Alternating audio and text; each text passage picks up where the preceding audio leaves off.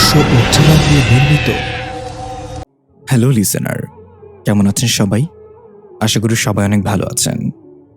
আজকে যে গল্পটি শুনবেন সে গল্পটি অনেক স্পেশাল একটি গল্প এবং এই গল্পটি লিখেছেন গালিব আবরার ভাই এবং কণ্ঠে আছে আমি ইফতেশাম চৌধুরী ইফতি। তো চলুন আর দেরি না করে গল্পে যাওয়া যাক। আমার মেয়ে আলিশা যেদিন জন্মগ্রহণ করে সেদিন আমার বাবা গাড়ি অ্যাক্সিডেন্টে মৃত্যুবরণ করে। কাকতালীয়ভাবে আলিশার জন্ম আর আমার বাবার মৃত্যু ঠিক একই সময় হয়। তখন ঘড়িতে সময় ছিল রাত ৩:৩৩, যেটাকে বলা হয়ে থাকে ডেভিল আওয়ার্স। জন্মের পর থেকে আলিশা সারাদিন কান্না করত, কোনোভাবেই ওকে চুপ করানো যেত না। তবে মাগরিবের আজান হলেই অদ্ভুতভাবে চুপ হয়ে যেত, আবার ঠিক ফজরের আজানের পর কান্না শুরু করত। দিনের বেলাতে কোনো খাবার মুখে নিত না, তবুও সারাদিন কান্নার ফাঁকে ফাঁকে মুখ নাড়াত, যেমন আমরা কিছু খাওয়ার সময় নাড়াই। এমনই একদিন কান্নার ফাঁকে মুখ নাড়ানোর সময় আমি আঙ্গুল দিয়ে আলিশার মুখ থেকে লালা এনে নিজের মুখে দিতে অবাক হয়ে গেলাম, যা ছিল খুবই মিষ্টি। আমি বিজ্ঞানমনস্ক মানুষ, তাই অতি প্রাকৃতিক কোনো বিষয়ে আমি বিশ্বাস করি না। বাচ্চাদের মুখের লালা মিষ্টি হতেই পারে, বিষয়টা প্রথমে তেমন গুরুত্ব দেইনি। ডাক্তার আর মেডিসিনের ওপর ভরসা ছিল। একদিন আমার বাসার কাজের খালা আমাকে বলল আলিশাকে কোনো কবিরাজ বা তান্ত্রিক দেখাতে, কিন্তু আমার তো এসব বিষয় একদমই বিশ্বাস ছিল না, তাই খালার কথায় কোনো পাত্তা দিলাম না। আমার বিশ্বাসে ফাটল ধরল সেদিন যেদিন আমি হঠাৎ করেই রাতে ঘুম ভেঙে গেল পাশে শুয়ে থাকা 2 মাস বয়সী আলিশার খিলখিল হাসির শব্দে। আমি দেখলাম আলিশা তার গুলুমুলু হাত পাগুলো নাড়াচ্ছে আর উপরে তাকিয়ে শব্দ করে হাসছে। দেখে মনে হচ্ছে আলিশা কারোর সাথে খেলা করছে। আমরা যেমন বাচ্চাদের সাথে বিভিন্ন অঙ্গিভঙ্গি করে তাদের হাসানোর চেষ্টা করি, ওই সময় বাচ্চারা যেমন রিয়্যাক্ট করে হাসে ঠিক তেমন ভাবেই হাসছে আলিশা। আমি বিষয়টাকে নর্মালি নিয়ে মোবাইলের স্ক্রিনে তাকিয়ে দেখলাম রাত 3:33। মোবাইলের দিক থেকে চোখ সরিয়ে যখনই আবার পাশে তাকালাম তখনই আঁতকে উঠলাম। এ কি, আলিশা কোথায়? এইমাত্রই তো এখানে ছিল। আমি ধরফর করে উঠে গেলাম শোয়া থেকে। আমার ভেতরটা চিপ মেরে উঠল। আশপাশটা ভালো করে দেখলাম, কিন্তু আলিশা কোথাও নেই। আমি কান্না জড়িত কণ্ঠে আমার ভাইকে ডাকতে ডাকতে রুম থেকে বের হয়ে গেলাম। সাইফান, সাইফান, তাড়াতাড়ি এদিকে আয়, আলিশাকে খুঁজে পাওয়া যাচ্ছে না। আমার চিৎকার চেঁচামেচি শুনে চিলেকোঠার রুম থেকে হন্তদন্ত হয়ে বের হয়ে এলো আমার ছোট ভাই সাইফান। আমি ওকে আলিশার ব্যাপারে বলতেই ও দৌড়ে তাড়াতাড়ি আমার রুমে গেল চেক করতে। আমি ওর পিছু পিছু ছুটলাম। রুমে গিয়ে আমি যেন বিশাল এক ধাক্কা খেলাম। সাইফান আমার দিকে তাকিয়ে বলল, দি ভাই, ওই তো আলিশা ঘুমাচ্ছে। কি হয়েছে তোর? আমি কিছু বলার মতো শক্তি হারিয়ে ফেললাম। স্পষ্ট আমি আলিশাকে দেখিনি তখন, তাহলে এখন কিভাবে এলো? সাইফান আমাকে এক গ্লাস পানি এনে ধরিয়ে দিয়ে বলল, দি ভাই, তুই হয়তো ক্লান্ত অনেক, তাই চোখের ভ্রম হয়েছে, যা শুয়ে পড়। আমি আর কিছু না ভেবে সোজা গিয়ে শুয়ে পড়লাম ঘুমন্ত আলিশার কপালে চুমু খেয়ে। সাইফান তার নিজের রুমে চলে গেল দরজা টান দিয়ে। আমি আবার মোবাইলের দিকে তাকিয়ে অবাক হয়ে গেলাম। এখনো সময় দেখাচ্ছে 3:33। এটা কিভাবে সম্ভব? ভাবতে ভাবতে পাশে তাকাতেই দেখলাম আলিশা চোখ মেলে আমার দিকে তাকিয়ে আছে রাগান্বিতভাবে। এই ছোট্ট বাচ্চার চেহারায় যেন আমার প্রতি চরম ক্রোধ আর ঘৃণা ভেসে উঠেছে। আমি একটু অবাক হলেও নিজেকে সামলে নিয়ে যখনই আলিশাকে কাছে টেনে বুকে নিতে যাব তখনই এক ঝটকায় আলিশা উপরে উঠে গেল হাওয়ায় ভেসে। আমি আঁতকে উঠে লাফ দিয়ে উঠে বসলাম। মুখে হাত দিয়ে কাঁদতে কাঁদতে নিজেকেই বললাম, এসব কি হচ্ছে আমার সাথে? না, এগুলো সত্যি হতে পারে না, এগুলো আমার দুঃস্বপ্ন। আলিশা এখনো হাওয়ায় ভেসে আছে এমন ভাবে যেন ওকে কেউ কোলে নিয়ে আছে। আলিশা খিলখিল করে হাসছে। আমি কি করব ভাবছি এমন সময় আমার চোখ গেল ডান পাশে থাকা ড্রেসিং টেবিলের আয়নার দিকে। আয়নায় চোখ পড়তেই আমি যেন ঠান্ডায় জমে গেলাম। নিজের জায়গা থেকে নড়ার শক্তি হারিয়ে ফেললাম।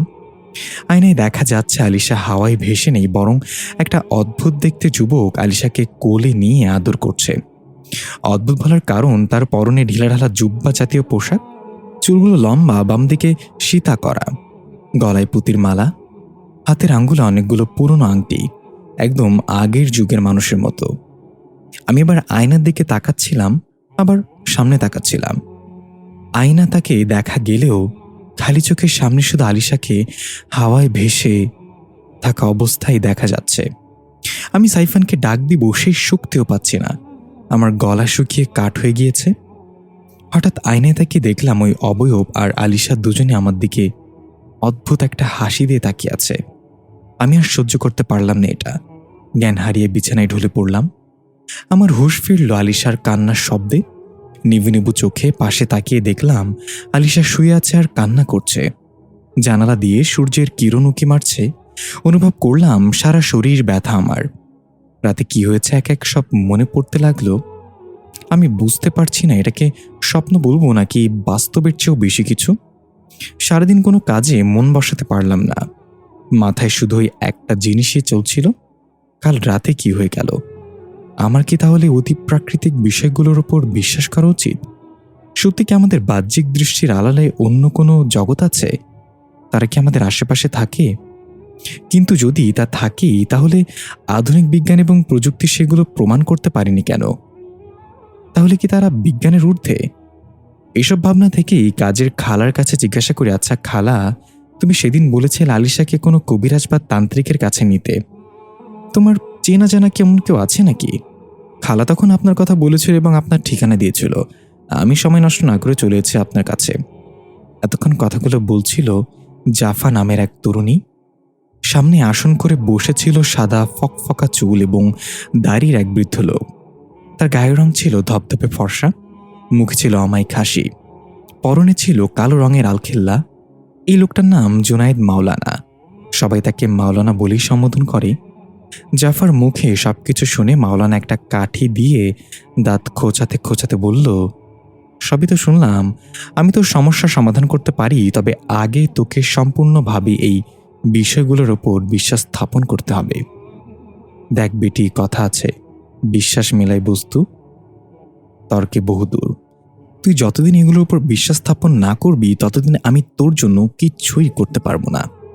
জাফা বলল, মাওলানা সাহেব, আমি এখন বিশ্বাস করি এসব বিষয়ে। ওই দিন রাতের ঘটনা আমার চোখের ওপর থেকে অবিশ্বাসের পর্দা সরিয়ে দিয়েছে। আমি এখন সবকিছু বিশ্বাস করি। মাওলানা ফিক করে এসে বলল, না তুই করস না এখনো। জাফা একটু রেগেই বলল, আমি যদি বিশ্বাস করি, এটা আপনাকে বিশ্বাস করাতে হলে আমাকে কি করতে হবে বলেন? মাওলানা অদ্ভুতভাবে বলল, গো অ্যান্ড ডাই। জাফা অবাক হয়ে চোখ বড় বড় করে বলল, মানে কি বলছেন আপনি? আমি মরে যাব মানে? মাওলানা হাসতে হাসতে বলল, মৃত্যুর কথা শুনে ভয় পেয়ে গেলি? শুন বেটি, মানুষের শরীর মৃত্যুবরণ করে, কিন্তু আত্মা কখনো মরে না। আত্মা চির অমর। তবু মানুষ ক্ষণিকের শরীরকে সাজাতে ব্যস্ত। আত্মাকে পাপের দ্বারা কলুষিত করে এমনভাবে দিব্যি ঘুরে বেড়ায় জমিনের উপর। আমাদের ভাগ্য ভালো, পাপের কোনো গন্ধ নেই। তাহলে এতদিন এই পৃথিবীর বসবাসের অযোগ্য হয়ে যেত মানুষের পাপের গন্ধে। জাফা বলল, আপনি ঠিক বলেছেন মাওলানা সাহেব, কিন্তু এর সাথে আমার বিশ্বাস অবিশ্বাসের সম্পর্ক কি? মাওলানা কাঁপতে কাঁপতে উঠে দাঁড়িয়ে লাঠিতে ভর দিয়ে ঠক ঠক আওয়াজে জানালার কাছে গিয়ে বাইরে তাকিয়ে বলল, মানুষ চাইলেই তার অতীত বদলাতে পারে না, আর ভবিষ্যতে কি হবে সেটাও দেখতে পারে না। মানুষের কাছে আসে শুধু বর্তমান। তুই যদি জানতে চাস তোর মেয়ের সাথে এগুলো কেন হচ্ছে, তাহলে তোকে মরতে হবে। এবার জাফা বেশ রাগান্বিত হয়ে বলল, কি পাগলের মতো কথা বলছেন? আমি আপনার কাছে এসেছিলাম আমার সমস্যার সমাধানের জন্য, আর আপনি আমাকে বারবার বলছেন আমার মৃত্যুর কথা। এসব বিষয়ে বিশ্বাস করাই আমার উচিত হয়নি। আপনারা সবাই ভণ্ড। এই বলে হনহন করে হেঁটে বের হয়ে যাচ্ছিল জাফা। তখনই পেছন থেকে মাওলানা ডাক দিয়ে বলল, তোর মেয়ের আত্মা অতীতের কারোর সাথে আটকে গিয়েছে, সে তোর মেয়েকে নিয়ে যাবে। জাফা থমকে দাঁড়িয়ে ধীরে ধীরে পেছনে ঘুরে অবাক চোখে বলল, মানে কি বলতে চাচ্ছেন আপনি? মাওলানা জাফার কাছে এগিয়ে এসে বলল, তোকে একদিনের জন্য হলেও মরতে হবে। তোর আত্মাকে অতীতে পাঠাতে হবে এটা জানার জন্য যে তোর মেয়ের আত্মা কার সাথে জুড়ে গিয়েছে আর সে কি চায়। জাফা একটু বিরক্ত হয়ে বলল, মানে যা ইচ্ছা তাই। একদিনের জন্য কেউ কিভাবে মরতে পারে? আমার আত্মা যদি শরীর থেকে বের হয়ে যায়, তাহলে সেটা কি আবার ফিরে আসা সম্ভব? আমি বিজ্ঞান মনস্ক হলেও এটা অন্তত জানি যে কেউ মারা গেলে আবার জীবিত হওয়া কখনোই পসিবল না। It's actually impossible. মাওলানা একটু হাসিতে বলল, বলেছিলাম না তুই এখনো পুরোপুরি বিশ্বাস করে উঠতে পারিস না এসব। এই জগতের সবকিছু সম্ভব বেটি, দেখতে চাস? এই বলে জাফা কিছু বুঝে ওঠার আগেই মাওলানা নিজের কনিষ্ঠ আঙ্গুলি দিয়ে জাফার গলায় ধাক্কা দিল জোরে। জাফা অনুভব করলো তার পুরো শরীরে এক বৈদ্যুতিক ঝটকা লাগলো। ধাপ করে জাফার আত্মা তার শরীর ত্যাগ করল। সাদা রোশনির মতো আলো ছড়াচ্ছে জাফার আত্মা। দেহটা একই জায়গায় নড়চড়বিহীন দাঁড়িয়ে আছে। জাফা অবাক হয়ে নিজের হাত আর শরীরের দিকে তাকাচ্ছে আর বলছে, এটা এটা আপনি কি করেছেন আমার সাথে? মাওলানা মুচকি এসে হাতের মুষ্টি বন্ধ করে অদৃশ্য টান দিতে আবার জাফার আত্মা তার শরীরে ফিরে এলো। জাফা হাফাতে হাফাতে বলল, এটা কি ছিল? কি করেছেন আপনি? মাওলানা বলল, আমি কি করছি সেটা নিয়ে না ভেবে এটা চিন্তা কর আমি কি করতে পারি। পরের বার যখন আসবি আমার কাছে তখন যেন আমি তোর চেহারায় পরিপূর্ণ বিশ্বাস দেখতে পাই। এখন চলে যা। এই বলে মাওলানা তার অন্দর মহলে চলে গেল লাঠির ঠক ঠক শব্দ করতে করতে। জাফা কিছু একটা ভেবে আর কিছু না বলে সোজা বের হয়ে গেল মাওলানার আস্তানা থেকে। বের হয়ে রাস্তায় গিয়ে পার্টস থেকে মোবাইলটা বের করে বাসায় কল দিল। হ্যালো খালা, আলিশা কি করছে? ওপাশ থেকে, আর কি করবে, কতক্ষণ কান্না করে আবার কতক্ষণ মুখ নাড়ে নাড়ে কি জানি খায়। তুমি কখন আসবা বইন? জাফা বলল, এই তো চলে আসছে একটু পরই। খেয়াল রেখো আলিশার, আমি না আসা পর্যন্ত। ফোন কেটে জাফা সাইফানকে মেসেজ করলো বাইক নিয়ে আসার জন্য। মেসেজ করে ফোনটা পার্সের ভেতরে রাখতেই যাবে তখনই একটা দ্রুত গতির প্রাইভেট কার এসে কষে ব্রেক করলো জাফার সামনে। জাফা চমকে গেল এবং ফোনটা হাত থেকে পড়ে গেল নিচে। বিরক্ত হয়ে তাড়াতাড়ি ফোনটা উঠিয়ে দেখল টাচ ভেঙে গিয়েছে। জাফা রাগান্বিত দৃষ্টিতে গাড়ির দিকে তাকিয়ে গলা থেকে ওড়নাটা নিয়ে হাতে পিছিয়ে ধারাম করে এক ঘুষি মারল গাড়ির স্লাইড গ্লাসে। গ্লাসটা ভেঙে চুরমার হয়ে গেল। দেখা গেল গাড়ির ভেতরে খুবই সুদর্শন একটা ছেলে বসে আছে। চোখে কালো চশমা, চুলগুলো ছোট ছোট ঘন কালো, কালো কোট আর গলায় টাই। ছেলেটা হাসি দিয়ে বলল, একটু বদলাওনি তুমি। জাফা অবাক হয়ে বলল, রুশদি তুমি? ছেলেটা গাড়ি থেকে নেমে জাফার সামনে দাঁড়িয়ে বলল, চিনতে পারছো তাহলে? জাফার দুচোখ অশ্রুতে ভরে উঠল। জাফার স্মৃতিতে বেজে উঠল অতীতের একটা কথা। রুশদি প্লিজ বোঝার চেষ্টা করো, আমি আমার বাবা মা সবাইকে ছেড়ে চলে এসেছি। সবাই আমাকে তোমার মনে করে ছেড়ে দিয়েছে, তুমি প্লিজ আমাকে ছেড়ে দিও না। জাফা মুচকে এসে বলল, তাকে কি করে চিনতে পারি না যে আমাকে ওই জায়গায় ছেড়ে দিয়েছে যেখানে মানুষের দেহ ফ্যানের সাথে ঝুলে যায় অথবা রেল লাইন থেকে ছিটকে পড়ে। রুশদির চোখ থেকে চশমাটা খুলে হাতে নিয়ে বলল, কিন্তু তুমি তো বেঁচে আছো। জাফা জিজ্ঞাসাসুলভ দৃষ্টিতে তাকিয়ে বলল, সত্যি আমি কি বেঁচে আছি? থ্যাংক ইউ আমার জীবিত থাকার সাক্ষী হওয়ার জন্য। রুশদি বলল, আলিশা কোথায়, কেমন আছে ও? ওর ভরণ পোষণের সমস্যা হলে আমাকে বলবে। আমার অনেক টাকা, আমি চাই না আমার মেয়ে টাকার অভাবে আর 10টা রাস্তার বাচ্চার মতো বড় হোক। জাফার প্রচণ্ড রাগ উঠলেও ভিতরেই সেইটা কবর দিয়ে শান্ত গলায় জিজ্ঞাসা করল, আচ্ছা রুশদি তুমি বলো তো, রমজান মাসে রোজাদার কোন কাজটা বেশি করে? রুশদি একটু ভেবে বলল, বারবার থুতু ফেলে। জাফা বলল, আমি তোমার টাকার ওপর ওটাই করি। রুশদির মুখটা মলিন হয়ে গেল। এর মাঝেই সাইফান বাইক নিয়ে চলে আসলো। বাইক থেকে নেমে সাইফান মোবাইলে বিন বাজানোর রিংটোন অন করে এগিয়ে এসে বলল, দি ভাই চল এখান থেকে। জাফা বলল, মোবাইল এটা কি ছেড়েছিস? সাইফান রুশদির দিকে তাকিয়ে বলল, শুনেছি এই এলাকায় ইদানিং কালসাপ ঘোরাফেরা করে, সেফটি হিসেবে বিন বাজাচ্ছি। রুশদি হাসতে হাসতে সাইফানের কাঁধে হাত রেখে বলল, শালা তো দেখি বড় হয়ে গিয়েছে, কিন্তু খেয়াল রেখো শালাবাবু, কিংকোবরা কিন্তু এসব বিন বাজালে বসে আসে না, সময় বুঝে ফুস করে ছবল মেরে দিবে। সাইফান বলল, দি ভাই একটা কথা কি জানিস, আল্লাহ কিছু কিছু মানুষকে গন্ডারের চামড়া দান করেছে। তাদের শরীরের চামড়া ভেদ করে লজ্জা শরম ঢুকতে ঢুকতে মেয়াদ উত্তীর্ণ হয়ে যায়, আর তাদের দেখলে গালাগাল ভেতর থেকে আওয়াজ দেয়, ভাই আমাকে ব্যবহার কখন করবেন? রুশদি বলল, তুমি একটা কথা কি জানো শালাবাবু, দুর্বল মানুষের প্রধান হাতিয়ার হলো গালাগাল। আমি এসবে বিশ্বাস করি না। সোজা মাথায় নল ঠেকিয়ে ঠুস করে দিই। জাফা এটা শুনে রুশদিকে এক ধাক্কা দিয়ে পেছনে গাড়ির সাথে বাড়ি মেরে বলল, দুর্বল মানুষ যখন শক্তিশালী হয় তখন তোমার মতো 100 জনকে পায়ের তলে পিষে ফেলতে পারে। অছাড়া আমাদের। চল সাইফান। জাফা সাইফানের হাত ধরে যেতে লাগলো। রুশদি মুচকে এসে বলল, মানুষের সাথে খারাপ ব্যবহার করেও দেখেছি, ভালো ব্যবহার করেও দেখেছি, শান্তি শুধু তেরামিতেই। এদিকে আমরা দেখতে পাই আলিশা দোলনায় শুয়ে বরাবরের মতোই কান্না করে চলেছে। কাজে খালা পাশেই কিচেন ছুরি দিয়ে সবজি কাটাকাটি করছে। হঠাৎ একটা লাল আলো জানালা দিয়ে ঘরে এসে সোজা কাজের খালার শরীরে প্রবেশ করল। সাথে সাথে তার ব্যবহার বদলে গেল। চোখ দুটো লাল টকটকে হয়ে গেল। ছুরিটা উঁচু করে ধরে ঘাড় কাত করে দোলনার দিকে তাকিয়ে ভয়ানক একটা হাসি দিল। তারপর এক কাজের খালা ছুরি হাতে দোলনায় শুয়ে কান্না করতে থাকা আলিশার সামনে দাঁড়িয়ে আছে। কাজের খালার দিকে চোখ পড়তেই আলিশার কান্না থেমে গেল এবং হাত বাড়িয়ে দিল তার কোলে যাওয়ার জন্য। কাজের খালা প্রচণ্ড রেগে মুখ অস্বাভাবিকভাবে বড় করে হা করে আলিশার বামে হাতটা কামড় দিয়ে ঠাস করে ছিঁড়ে নিয়ে আসলো। আলিশা চিৎকার করে উঠল। হাত থেকে ফিনকি দিয়ে রক্ত বের হচ্ছে। কাজের খালা সুস্বাদু খাবারের মতো আলিশার হাতটা চিবিয়ে খাচ্ছে আর অদ্ভুতভাবে হাসছে। এরপর ধীরে ধীরে ছুরি হাতে নিয়ে চলে যেতে লাগলো। তখনই কাজের খালার মস্তিষ্ক থেকে আওয়াজ এলো, মেরে ফেলে এই বাচ্চাকে, সে সবাইকে ধ্বংস করে দিবে, মেরে ফেল। এই আওয়াজ শুনে কাজের খালা রক্তমাখা মুখে আবার আলিশার দিকে এগিয়ে এসে ছুরিটা উঁচু করে ধরল। আলিশার গলা ফাটানো কান্নায় সবকিছু ভারী হয়ে আসছিল।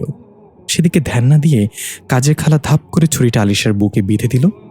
জাফা ধরফর করে ঘুম থেকে উঠল আলিশা বলে চিৎকার করে। হাঁপাতে হাঁপাতে তাড়াতাড়ি করে পাশে তাকালো। দেখলো আলিশা খুব সুন্দর করে কোলবালিশ জড়িয়ে ঘুমিয়ে আছে। জাফা যেন দেহে প্রাণ ফিরে পেল। কি বাজে স্বপ্ন ছিল এটা! এক মুহূর্তের জন্য আমার সবকিছু থমকে গিয়েছিল। জাফা নিজের চেহারা 2 হাত দিয়ে মুছে মোবাইলের স্ক্রিনে তাকিয়ে দেখল রাত 3:32। প্রতিদিন এই সময়টা কিছু না কিছু হয়, তাহলে কি আর 1 মিনিট পর কিছু হতে চলেছে? জাফা অধীর আগ্রহে অপেক্ষা করছে 3:33 বাজবে কখন। মোবাইলের স্ক্রিন থেকে চোখ সরাচ্ছে না। হঠাৎ দরজায় নক পড়ল। ঠক ঠক। জাফা চমকে গিয়ে দরজার দিকে তাকিয়ে দেখল দরজাটা হালকা ফাঁকা হয়ে আছে। আবার মোবাইলের স্ক্রিনে তাকিয়ে দেখল 3:33 বেজে গিয়েছে। তখনই এক ঝটকায় দরজাটা পুরো খুলে গেল দমকা বাতাসে। জাফা কেঁপে উঠল এবং দরজার দিকে তাকিয়ে দেখল একটা মেয়ে ছায়ামূর্তি দেখা যাচ্ছে ডাইনিংয়ের চেয়ারে বসা। জাফা প্রচুর ভয় পেয়ে খাট থেকে একটু উঁচু স্বরে জিজ্ঞাসা করল, কে কে ওখানে? ওপাশ থেকে কোনো জবাব এলো না। জাফা এবার কাঁপা কাঁপা পায়ে খাট থেকে নেমে এগিয়ে যেতে লাগলো আর জিজ্ঞাসা করতে লাগলো, কি তুমি কথা বলছো না কেন? ছায়ামূর্তিটা একভাবে বসে আছে নড়চড়বিহীন। জাফা তার উপর থেকে চোখ না সরিয়ে এগিয়ে যেতে লাগলো এবং দেয়ালে হাতিয়ে হাতিয়ে সুইচবোর্ড খুঁজে ঠাস করে লাইট জ্বালিয়ে দিল। দেখা গেল চেয়ারে তো কেউ বসে নেই। জাফা অবাক হয়ে আবার লাইট বন্ধ করতেই ছায়ামূর্তিটাকে ঠিক নিজের চোখের সামনে দেখতে পেল। ভয়ে আতকে উঠে জাফা পিছিয়ে গিয়ে উল্টে পড়ে গেল চিৎকার করে। এর মাঝেই ঘুমিয়ে থাকা আলিশা খিলখিল করে হাসতে শুরু করলো। জাফা তাকিয়ে দেখল আলিশা বরাবরের মতো হাত পা নাড়িয়ে হেসে চলেছে। জাফা সাইফানকে ডাক দিতে চাইল, কিন্তু গলা দিয়ে একটা টু শব্দ বের হলো না। হঠাৎ জাফা লক্ষ্য করল ছায়ামূর্তিটা এবার হাওয়ায় ভেসে খাটের দিকে যাচ্ছে। আলিশার ক্ষতি করবে ভেবে জাফা তার পুরো শক্তি দিয়ে ওঠার চেষ্টা করলো, কিন্তু মনে হচ্ছে কেউ নিচ থেকে টেনে ধরে রেখেছে। জাফা অসহায়ের মতো তাকিয়ে দেখল ছায়ামূর্তিটা খাটে গিয়ে ধীরে ধীরে একটা মেয়ের রূপে দৃশ্যমান হলো। চুল দিয়ে তার মুখ ঢেকে থাকার কারণে বোঝা যাচ্ছে না চেহারা। মেয়েটা ছোট্ট আলিশাকে কোলে নিয়ে অদ্ভুত একটা গান গাইতে শুরু করলো। আলিশা চুপচাপ তার কোলে শুয়ে রইল। জাফা অবাক হয়ে সব দেখছে। না, গলা দিয়ে কোনো শব্দ বের হচ্ছে না, আর নড়াচড়া করার শক্তি পাচ্ছে। হঠাৎ মেয়েটা গান থামিয়ে নিচে পড়ে থাকা জাফার দিকে ঘাড় কাত করে তাকালো। এবার জাফা তার চেহারা দেখতে পেল এবং ভয়ের চরম সীমানায় পৌঁছে গেল। আরে, এটা তো আমি নিজেই। মেয়েটা দেখতে একদম আমার মতো, এটা কিভাবে সম্ভব? জাফার ভার্ত চোখ দেখে মেয়েটা ভাইব্রেট করা কণ্ঠে বলে উঠল, আমি আমার মেয়েকে নিতে এসেছি। এই বলে ভয়ঙ্করভাবে হাসতে লাগলো। তার হাসির শব্দ জাফার কান ভেদ করে কলিজায় কম্পন সৃষ্টি করে দিচ্ছে। জাফার সহ্য করতে পারল না, জ্ঞান হারিয়ে ফ্লোরে পড়ে রইল। দৃশ্য পরিবর্তন। কলেজের গেট দিয়ে স্লো মোশনে হেঁটে হালকা বাদামি চুলগুলো উড়িয়ে কাঁধে ব্যাগ নিয়ে প্রবেশ করছে জাফা। অন্য পাশ থেকে জাফার বেস্ট ফ্রেন্ড ফাল্গুনি ডাক দিল, এই জাফা। জাফা সেদিকে তাকিয়ে সুন্দর করে হাসি দিয়ে হাত নাড়িয়ে হাই বলল। ঠিক তখনই একটা গাড়ি প্রবেশ করছিল কলেজের গেট দিয়ে। ভুলবশত জাফার পায়ে ধাক্কা লাগে গাড়ির সাথে। জাফা হাঁটু নিচে ফেলে বসে পড়ে ব্যথায়। সাথে সাথে গাড়ি থেকে নেমে এলো স্টাইলিশ হেয়ারকাট আর ব্র্যান্ডের টি শার্ট পরা রুশদি। রুশদি এগিয়ে এসে বলল, সরি, ভুলবশত লেগে গিয়েছে। ঠিক আছেন আপনি? জাফা চোখ গরম করে তাকে বলল, দেখতে পাচ্ছেন না ঠিক আছে কিনা? গাড়ি চালানোর সময় চোখ জোড়া পশ্চাদর্শে লাগিয়ে রাখেন নাকি? যত সব আদার ব্যাপারই। রুশদি খুব শান্ত গলায় বলল, এত গরম দেখাচ্ছেন কেন? হটনেস লো হয়ে যাবে তো। এই নিন টাকা, ডাক্তার দেখিয়ে নিয়েন। এগুলো 1000 টাকার একটা নোট জাফার দিকে ছুঁড়ে মারল। জাফার রাগ পুরো মাথায় উঠে গেল। কটমট করতে করতে উঠে দাঁড়িয়ে খোরাতে খোরাতে গিয়ে হাতে ওড়না পেঁচিয়ে ধাম করে একটা ঘুষি মেরে রুশদির গাড়ির সাইড গ্লাসটা ভেঙে ফেলল। রুশদি হা করে রইল। জাফার বেস্ট ফ্রেন্ড ফাল্গুনি তাড়াতাড়ি দৌড়ে এসে জাফাকে থামিয়ে বলল, কি করছিস তুই এটা? তুই জানিস রুশদি ভাই আমাদের সিনিয়র। খারাপ কিছু হওয়ার আগে চল এখান থেকে। জাফা ফাল্গুনির দিকে তাকিয়ে বলল, আগে বলবি তুমি আমাদের সিনিয়র। ইস, কি একটা ভুল হয়ে গেল। সরি ভাই, আমি বুঝতে পারিনি। রুশদি বলতে যাবে ইটস ওকে, তার আগেই জাফা আবার একটা ঘষি দিয়ে আর একটা গ্লাস ভেঙে ফেললো গাড়ির এবং বলল, একটা ভাঙলে বিয়ে হবে না, তাই 2টা ভাঙলাম। রুশদি রেগে গিয়ে কিছু বলার আগেই জাফা তার গলা থেকে স্বর্ণের চেইনটা টান দিয়ে খুলে রুশদির দিকে ছুঁড়ে মেরে বলল, গাড়ির ক্ষতিপূরণ। চল ফাল্গুনি, তো সিনিয়রের আম্মুকে আব্বা করে দিয়েছে, আমাকে টাকা ছেড়ে মারে, কত বড় সাহস! পরের বার এমন কিছু করলে কেটে হাতে ধরিয়ে দেব। ফাল্গুনি মুখে হাত দিয়ে বলল, কি? জাফা বলল, কান, বেশি নিচে যাস না। এ বলে ফাল্গুনির কাঁধে ভর দিয়ে জাফা চলে যেতে লাগলো। রুশদি বলদের মতো তাকিয়ে আছে। রুশদির বন্ধুরা এসে বলল, কিরে, আজকে তোর কি হয়ে গিয়েছে? মেয়েটা তোকে এত অপমান করে গেল আর তুই কিছু বললি না? রুশদি জাফার চলে যাওয়ার দিকে তাকিয়ে বলল, মানুষের জীবনের অর্ধেক প্রবলেম সলভ হয়ে যায় যদি সে জানে কোথায় বলতে হবে আর কোথায় চুপ থাকতে হবে। রুশদির বন্ধু রাজীব মাথা 2 দিকে নাড়াতে নাড়াতে বলল, না না না বন্ধু, মেয়েটাকে এভাবে ছেড়ে দেওয়া তোর উচিত হয়নি। ওকে কিছু না বললে পুরো কলেজ আমাদের মজা নেবে। তুই থাক, আমি গিয়ে সবক শিখিয়ে আসছি। এ বলে রাজীব যেতে নিলে রুশদি তাকে থামানোর চেষ্টা করলো, কিন্তু ব্যর্থ হলো। রাজীব অ্যাগ্রেসিভ ভঙ্গিতে চলে গেল জাফাকে সবক শেখাতে। কিছুক্ষণ পর রাজীব মাথা নিচু করে ফিরে এলো গালে হাত দিয়ে। রুশদি জিজ্ঞাসা করলো, কিরে মামা, খুব জোরে লাগছে দেখি। রাজীব গাল থেকে হাত সরালে দেখা গেল 5 আঙ্গুলের দাগ লাল হয়ে বসে গিয়েছে। রুশদি হাসতে হাসতে বলল, কেন শুধু শুধু উড়তে থাকা তীর নিজের পেছনে নিতে গেলি? রাজীব টলমলো চোখে বলল, বন্ধু, এই মায়া তো পুরাই অ্যাটম বম। আমি গিয়ে শুধু জিজ্ঞাসা করেছি আমার বন্ধু গাড়ির ভাঙার সাহস কেমনে হইল, ঠাস করে গালে একটা বসে দিল এভাবে। রুশদি রাজীবের গালে হাত বুলিতে বলল, আমি সেটা তোকে দেখে বুঝতে পেরেছিলাম, এই জন্য চুপ করে দাঁড়িয়ে সব দেখেছি।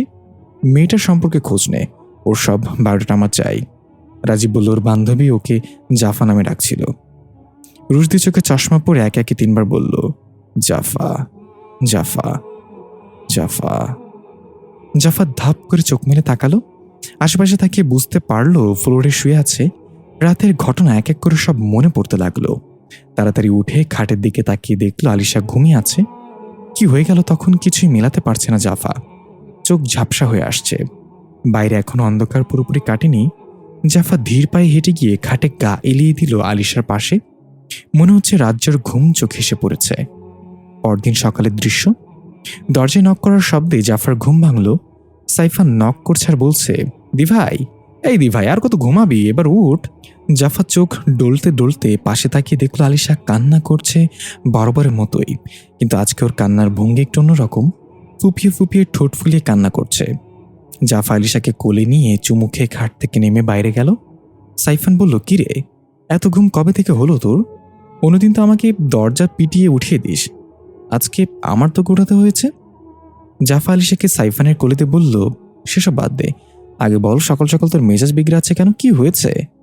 সাইফান একটু মুখটা কালো করে বলল, আর বলিস না বাল, সকালে একটু হাঁটতে বেরিয়েছিলাম, ভিখারিদের টাকা চাওয়ার জ্বালায় হাঁটতেও পারলাম না ভালোভাবে।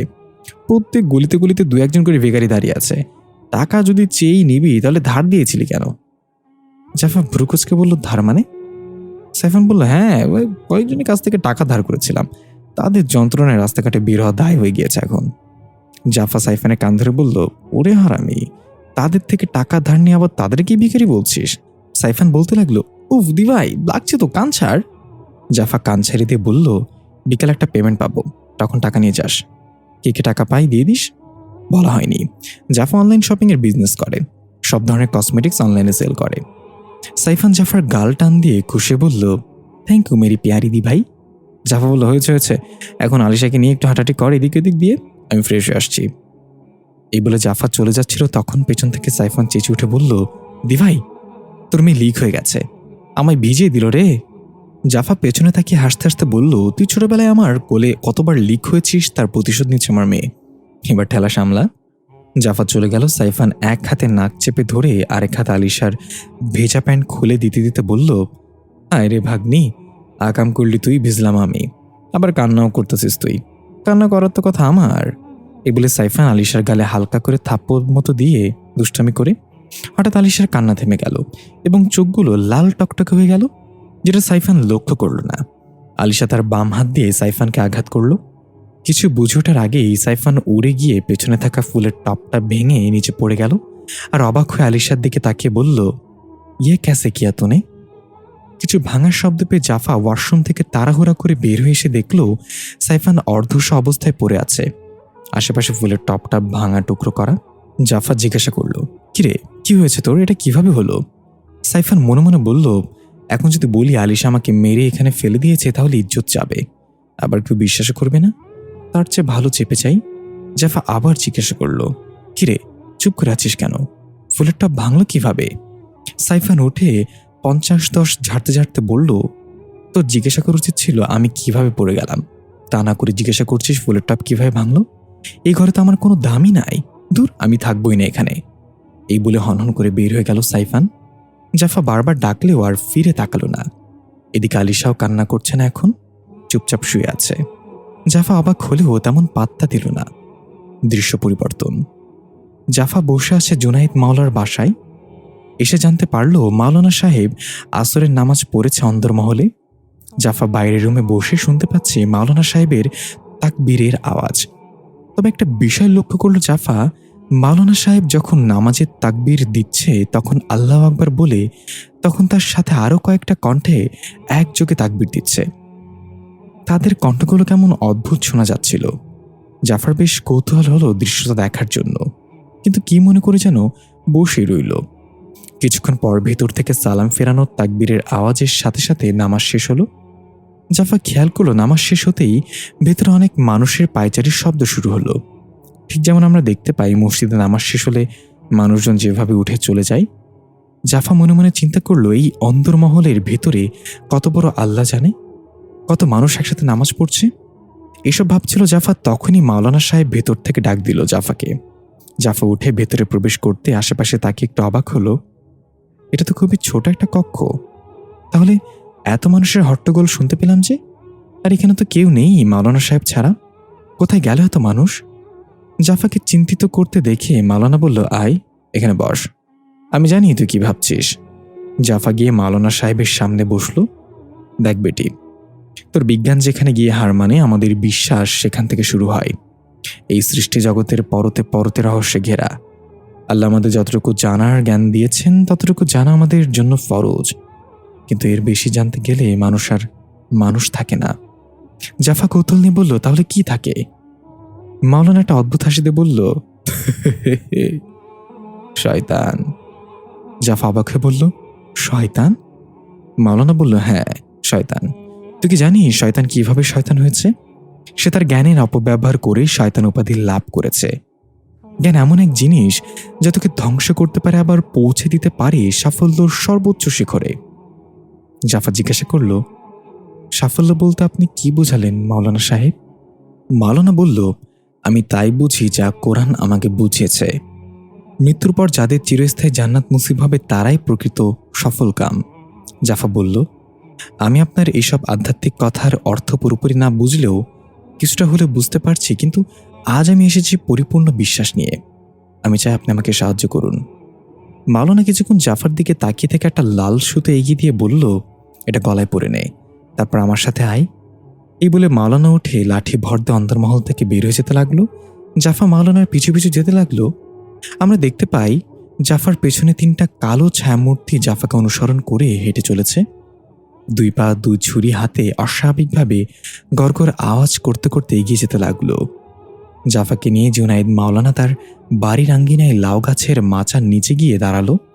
জাফার পেছনে 3টা কালো ছায়া দেখে মাওলানা সাহেব জাফার অগোচরে আঙ্গুলের ইশারায় তাদের চলে যেতে বলল। সাথে সাথে তারা অদৃশ্য হয়ে গেল। জাফা কিছু একটা শব্দ পেয়ে পেছনে তাকিয়ে কাউকে দেখতে না পেয়ে জিজ্ঞাসা করল, কেউ কি ছিল আমার পেছনে এতক্ষণ? মাওলানা লাউ গাছের মাচার নিচে আসন করে বসে জাফাকে ইশারায় বসতে বলতে বলল, তাহলে তো দেখতেই পেতি, এখন তোর বাম হাত এগিয়ে দে আমার দিকে। জাফা একটু অবাক হয়ে বলল, কেন, বাম হাত দিয়ে কি করবেন? মাওলানা একটু গম্ভীর গলায় বলল, যদি চাস আমি তোকে সাহায্য করি, তাহলে 2টা শর্ত আছে। 1 হলো কোনো প্রশ্ন ছাড়াই আমার আদেশ মানতে হবে, আর 2 হলো প্রথম শর্ত ভঙ্গ করা যাবে না। জাফার কিছু না বলে বাম হাত এগিয়ে দিলে মাওলানা জাফার কনিষ্ঠ আঙ্গুলের নখ জোরে চেপে ধরল, জিজ্ঞাসা করল, ব্যথা লাগছে? জাফা মাথা নাড়িয়ে না বোধক জবাব দিল। মাওলানা এবার চোখ বন্ধ করে কিছু একটা পড়া শুরু করল। জাফা খেয়াল করল আশেপাশের পরিবেশ আস্তে আস্তে বদলে যেতে শুরু করেছে। লাউ গাছের মাচা ভেবে যেখানে বসেছিল সেটা ধীরে ধীরে পরিত্যক্ত ঝোপঝাড় আর শুকনো লতাপাতায় ঘিরে যাচ্ছে। মাওলানা সাহেবের বাড়িটা ছিল নীল রঙের ভিউটিনের, সেটাও এখন ধূসর রঙের হয়ে যাচ্ছে। জাফা বুঝতে পারছে না এগুলো কি হচ্ছে। মাওলানা সাহেব এক পর্যায়ে পড়া থামিয়ে ভাব করে চোখ খুলে জাফার কনিষ্ঠ আঙ্গুল ছেড়ে দিয়ে জোরে জোরে নিঃশ্বাস নিতে লাগলো। জাফা দেখলো এখন সবকিছু নর্মাল হয়ে গিয়েছে, সব আগের মতোই। কিন্তু মাওলানার এই অবস্থা দেখে জাফা জিজ্ঞাসা করল, মাওলানা সাহেব কি হয়েছে, আপনি কি কিছু জানতে পেরেছেন? মাওলানা সাহেব কাঁপতে কাঁপতে বলল, যা ভেবেছিলাম তার চেয়ে বড় কিছু এটা, সে ইতিমধ্যে চলে এসেছে অতীত থেকে। জাফা অবাক হয়ে বলল, সে কে? দৃশ্য পরিবর্তন। রুশদি অফিস থেকে বের হয়ে গাড়িতে উঠতে যাবে তখনই চোখ পড়ল জাফার মতো দেখতে একটা মেয়ে রাস্তা পার হচ্ছে। রুশদি তার চোখের কালো চশমাটা খুলে ভালো করে লক্ষ্য করে একাকে বলল, আরে এটা তো জাফা, এদিকে আসছে। মনে হচ্ছে আমাকে সরি বলতে চাই গতকালের ঘটনার জন্য। কিন্তু এসব কি জামা কাপড় পরিধান করেছে জাফা? এ তো ওল্ড ফ্যাশন। এই ভেবে রুশদি হিরোর মতো পার্ট নিয়ে চোখে চশমা দিয়ে পকেটে হাত দিয়ে দাঁড়িয়ে রইল, গাড়ির সাথে হেলান দিয়ে এমন ভাব করলো যেন সে জাফাকে দেখতে পায়নি। এর মাঝে জাফার কণ্ঠ, এক্সকিউজ মি স্যার, আপনি কি বলতে পারেন আশেপাশে কোনো পোস্ট অফিস আছে কিনা? আমার একটা চিঠি পাঠাতে হবে। রুশদির হিরোর পাটে পানি পড়ে গেল। অবাক হয়ে তাকে জিজ্ঞাসা করলো, জাফা তুমি আমাকে স্যার বলা শুরু করলে কবে থেকে? জাফা অবাক হয়ে চোখ বড় বড় করে জিজ্ঞাসা করলো, আপনি আমার নাম জানলেন কিভাবে? রুশদি বলল, কি আশ্চর্য, তোমাকে ছেড়ে দিয়েছি বলে কি তোমার নামও ভুলে যাব? তোমার কাছে আমি বেঈমান হতে পারি, কিন্তু তুমি এখন আমার মনে সে আগের মতোই আছো। জাফা এবার আরো অবাক হয়ে বলল, সত্যি কি আমি আপনাকে চিনি? কই, আমার তো কিছু মনে পড়ছে না। রুশদি বলল, পাগল আমি হইছি নাকি তুমি? আমাকে চিনতে পারছো না? গজনি মুভি দেখেছো নাকি কাল রাতে? আর তুমি সব কি জামা কাপড় পরেছ? মনে হচ্ছে প্রাচীন যুগের সেই গাছের খালবাকল দিয়ে বানানো জামা।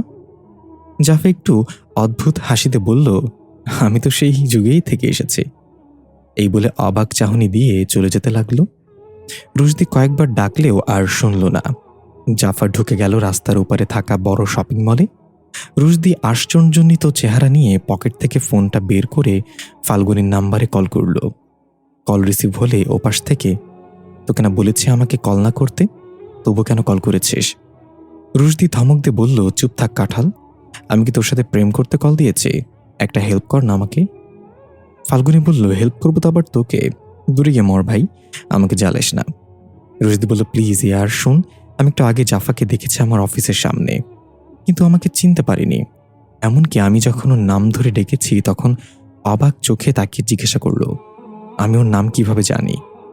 ফাল্গুনি বলল, তোরে তো আমারই চিনতে ইচ্ছা করে না, সেখানে তুই যাকে ঠকিয়েছিস সে চিনবে কিভাবে?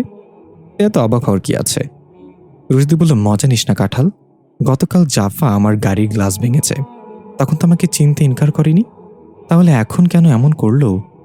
সত্যি বলতে আমি যেই জাফাকে চিনি তার চেয়ে সম্পূর্ণ ভিন্ন ছিল এই জাফা। কথা বলার ভঙ্গি থেকে শুরু করে চলার স্টাইল সবকিছু ভিন্ন। ফাল্গুনী বলল, তো আমি কি করতে পারি এখানে? রুশদি বলল, প্লিজ তুই একটু জাফাকে কল বা মেসেজ করে জিজ্ঞাসা কর ও কোথায় আছে এখন। আমাকে তো সব জায়গা থেকে ব্লক করে রেখেছে। ফাল্গুনী বলল, ঠিকই আছে, তোরে খালি বক না, চিল, কাওয়া, হাঁস মুরগি সব করা উচিত। রুশদি বলল, আরে কাঁঠাল, ওটা বক না ব্লক হবে। আর ব্লক করলে কখনো ভালোবাসা শেষ হয়ে যায় না, শুধু ডিপি দেখা যায় না। এখন প্লিজ এই হেল্পটা কর না। ফাল্গুনি একটু চুপ থাকলো। রুশদি জিজ্ঞাসা করলো, কি রে, হ্যাং হয়ে গেলি নাকি? ফাল্গুনি ধমক দিয়ে বলল, চুপ কর তৃষ্ণাত্ম কাক, এক শর্তে হেল্প করতে পারি, তুই আমাকে আর কাঁঠাল বলবি না। রুশদি এক বাক্যে বলল, ঠিক আছে, বলবো না তোকে কাঁঠাল। ফাল্গুনি বলল, জাফাকে মেসেজ দিয়েছি, একটু ওয়েট কর, জানাচ্ছি। রুশদি বলল, ঠিক আছে, কল কাটিস না, আমার ফোনে টাকায় ভরপুর। ফাল্গুনি বলল, তুই কি জানিস জাফা তোর কাছ থেকে দূরে সরে গিয়েছে তোর এই টাকার অহংকারের জন্য? রুশদি বলল, জাফা আমাকে কখনো বুঝতে পারিনি। আমি চেয়েছিলাম এত টাকা বানাবো যে আমার কিছু হয়ে গেলে যেন জাফার কারোর কাছে হাত পাততে না হয়। শোন, যাদের টাকা নেই তারাই নিজেকে সান্ত্বনা দেওয়ার জন্য বলে টাকা দিয়ে সুখ কেনা যায় না, কিন্তু তারা মানতে চায় না সুখে থাকতে হলে টাকা লাগে, টাকা ছাড়া সকল সম্পর্ক মূল্যহীন। ফাল্গুনি হাই তুলে বলল, হয়েছে ভাই, তোর এসব মোটিভেশনাল কথা শুনলে নিজেকে পৃথিবীর সবচেয়ে বড় ফকিন্নি মনে হয়। অবশ্য আমি ফকিন্নি, আমার কাছে 5,000 টাকা থাকলে সেটাতে গুনতে গুনতে শেষ পর্যন্ত দেখি 4,000 টাকা হয়ে যায়। রুশদি হাসতে হাসতে বলল, আর আমি এত বড় লোক যে আমার 10 টাকার নোটও 1,000 টাকা লেখা থাকে। ফাল্গুনি বলল, চুপ থাক, এনে জাফা রিপ্লাই করেছে, ও এখন বাসে আছে, বাসে যাচ্ছে কোন এক কাজ শেষ করে। রুশদি এবার অবাক হয়ে বলল, তাহলে নিশ্চিত আমার সামনে যে ছিল সে জাফা ছিল না, তাহলে কে ছিল? আচ্ছা থ্যাঙ্কস কাঁঠাল, পরে কথা হবে। ফাল্গুনি চেঁচিয়ে বলতে লাগলো, আবার কাঁঠাল বলছিস আমাকে? রুশদি সেদিকে লক্ষ্য না করে ফোন কেটে সেই শপিং মলে গেল। মেয়েটা এখানেই এসেছে দেখা গিয়েছে। রুশদি আশেপাশে চোখ বুলিয়ে মেয়েটাকে খুঁজতে শুরু করলো। এদিক সেদিক অনেক মেয়েকেই দেখা যাচ্ছে, কিন্তু তাকে কোথাও দেখা যাচ্ছে না। খুঁজতে খুঁজতে অবশেষে রুশদির চোখ গেল ওয়াশরুমের দিকে।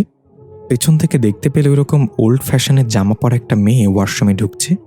রুশদি তাড়াতাড়ি এগিয়ে গেল সেদিকে, কিন্তু লেডিস ওয়াশরুম হওয়ায় ভেতরে ঢুকতে পারছিল না।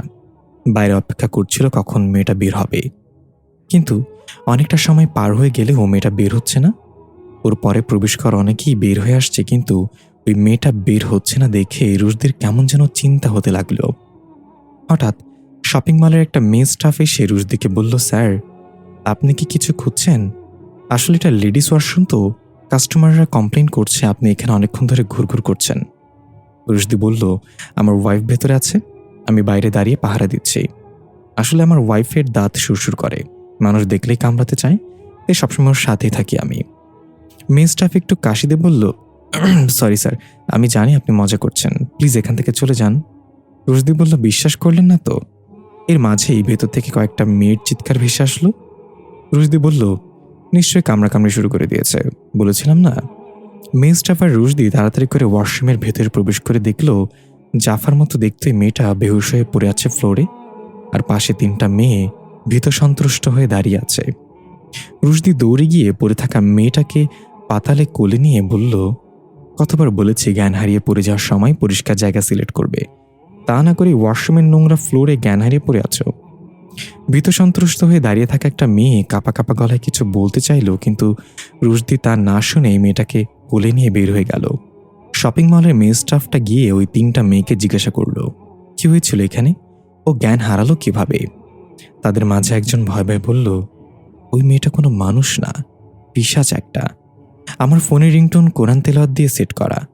আমি যখন হাত মুখ ধুচ্ছিলাম ওই মেয়েটা দাঁড়িয়েছিল ওই কোণে দেয়ালের সাথে হেলান দিয়ে। দেখে বোঝা যাচ্ছিল হয়তো মেয়েটার কোনো সমস্যা হচ্ছে। সে তার দাঁতগুলো কটমট করছিল আর হাতের মুষ্টি শক্ত করে বন্ধ করে রাখছিল। তার এমন অস্বাভাবিক আচরণ দেখে আমরা একে অপরের দিকে তাকিয়ে চোখের ইশারায় জিজ্ঞাসা করলাম, মেয়েটা এমন করছে কেন? এর মাঝে আমার হাজবেন্ড কল দিল আমার ফোনে। কোরআন তেলাওয়াত বেজে উঠল, সাথে সাথে মেয়েটা হিংস্র জন্তুর মতো গড়গড় আওয়াজ করতে লাগলো। আমরা 3জন ভয় পেয়ে গেলাম। দেখলাম হঠাৎ করেই মেয়েটার চেহারা বদলে যেতে লাগলো। মনে হচ্ছিল তার চেহারা আগুনে পোড়া মানুষের মতো বিদঘুটে। আমরা 3জনই চিৎকার করে সেখান থেকে বের হতে নিব, তখনই সে জ্ঞান হারিয়ে ফ্লোরে পড়ে গেল আর তার চেহারা আবার অস্বাভাবিক হয়ে গেল। দৃশ্য পরিবর্তন। জাফা বাসের সিটে বসে আছে বাইরের দিকে এক মনে তাকিয়ে। পাশের সিটে এক ভদ্রলোক বসেছে। অনেকেই দাঁড়িয়ে যাচ্ছে। জাফার মুখটা কেমন যেন মলিন হচ্ছে, চেহারায় বড় কোনো চিন্তার ছাপ। হঠাৎ পাশের সিটের ভদ্রলোক জাফাকে ডাক দিল, হ্যালো মিস। জাফার ঘোর ভাঙল এবং পাশে তাকিয়ে দেখল কালো প্যান্ট আর সাদা শার্ট পরিহিত এক লোক, কাঁধে সাইড ব্যাগ ঝুলানো, মোলার মতো দাঁত করে বের করে জাফার দিকে তাকিয়ে আছে। জাফা খুব শান্ত গলায় বলল, কিছু বলবেন? লোকটা বলল, না মানে আপনি যেই পারফিউমটা ইউজ করেছেন সেটার ঘ্রাণটা খুব মিষ্টি। জাফা একটু বিরক্তি নিয়ে বলল, তো? লোকটা হাবলার মতো হাসিতে বলল, পারফিউমটার নাম কি? আমি আমার স্ত্রীকে গিফট করব ভাবছি। জাফা একটু ভেবে সুন্দর করে হেসে বলল, ভুলেও এই কাজ করবেন না, তাহলে আপনার স্ত্রীও বাসে করে কোথাও যাওয়ার সময় কিছু কিছু বদমাইশ আর লুচ্চা লোক তার সাথে কথা বলার সুযোগ পেয়ে যাবে। লোকটা বুঝতে পারল কথাটা তাকেই বলা হয়েছে। মূলের মতো দাঁতগুলো ঠোঁট দিয়ে ঢেকে গেল, মুখটা গোমরা করে আর কোনো কথা বলল না। জাফা ফোনটা বের করে সাইফানকে কল দিল। হ্যালো সাইফান, আলিশা কি করছে? ওপাশ থেকে সাইফান বলল, তুই কে আসোস? এদিকে আজকে আমার গায়ে হলুদ। জাফা হাসতে হাসতে বলল, তার মানে আলিশা আজকে তোকে হলুদ করে দিয়েছে? সাইফান বলল, তুই হাসবি না বাল, তোর মাইয়া কি আমার টয়লেট মনে করে? আমার করে আসলে লিক হয়ে যায়। জাফা হাসতে হাসতে বাইরে তাকাতেই হঠাৎ চোখ গেল একটা প্রাইভেট কারের দিকে। আরে, এটা তো রুশদির গাড়ি। পাশে একটা মেয়ে বসে আছে জীর্ণ শীর্ণ পোশাকে। মেয়েটার চেহারা বোঝা যাচ্ছে না চুলের কারণে।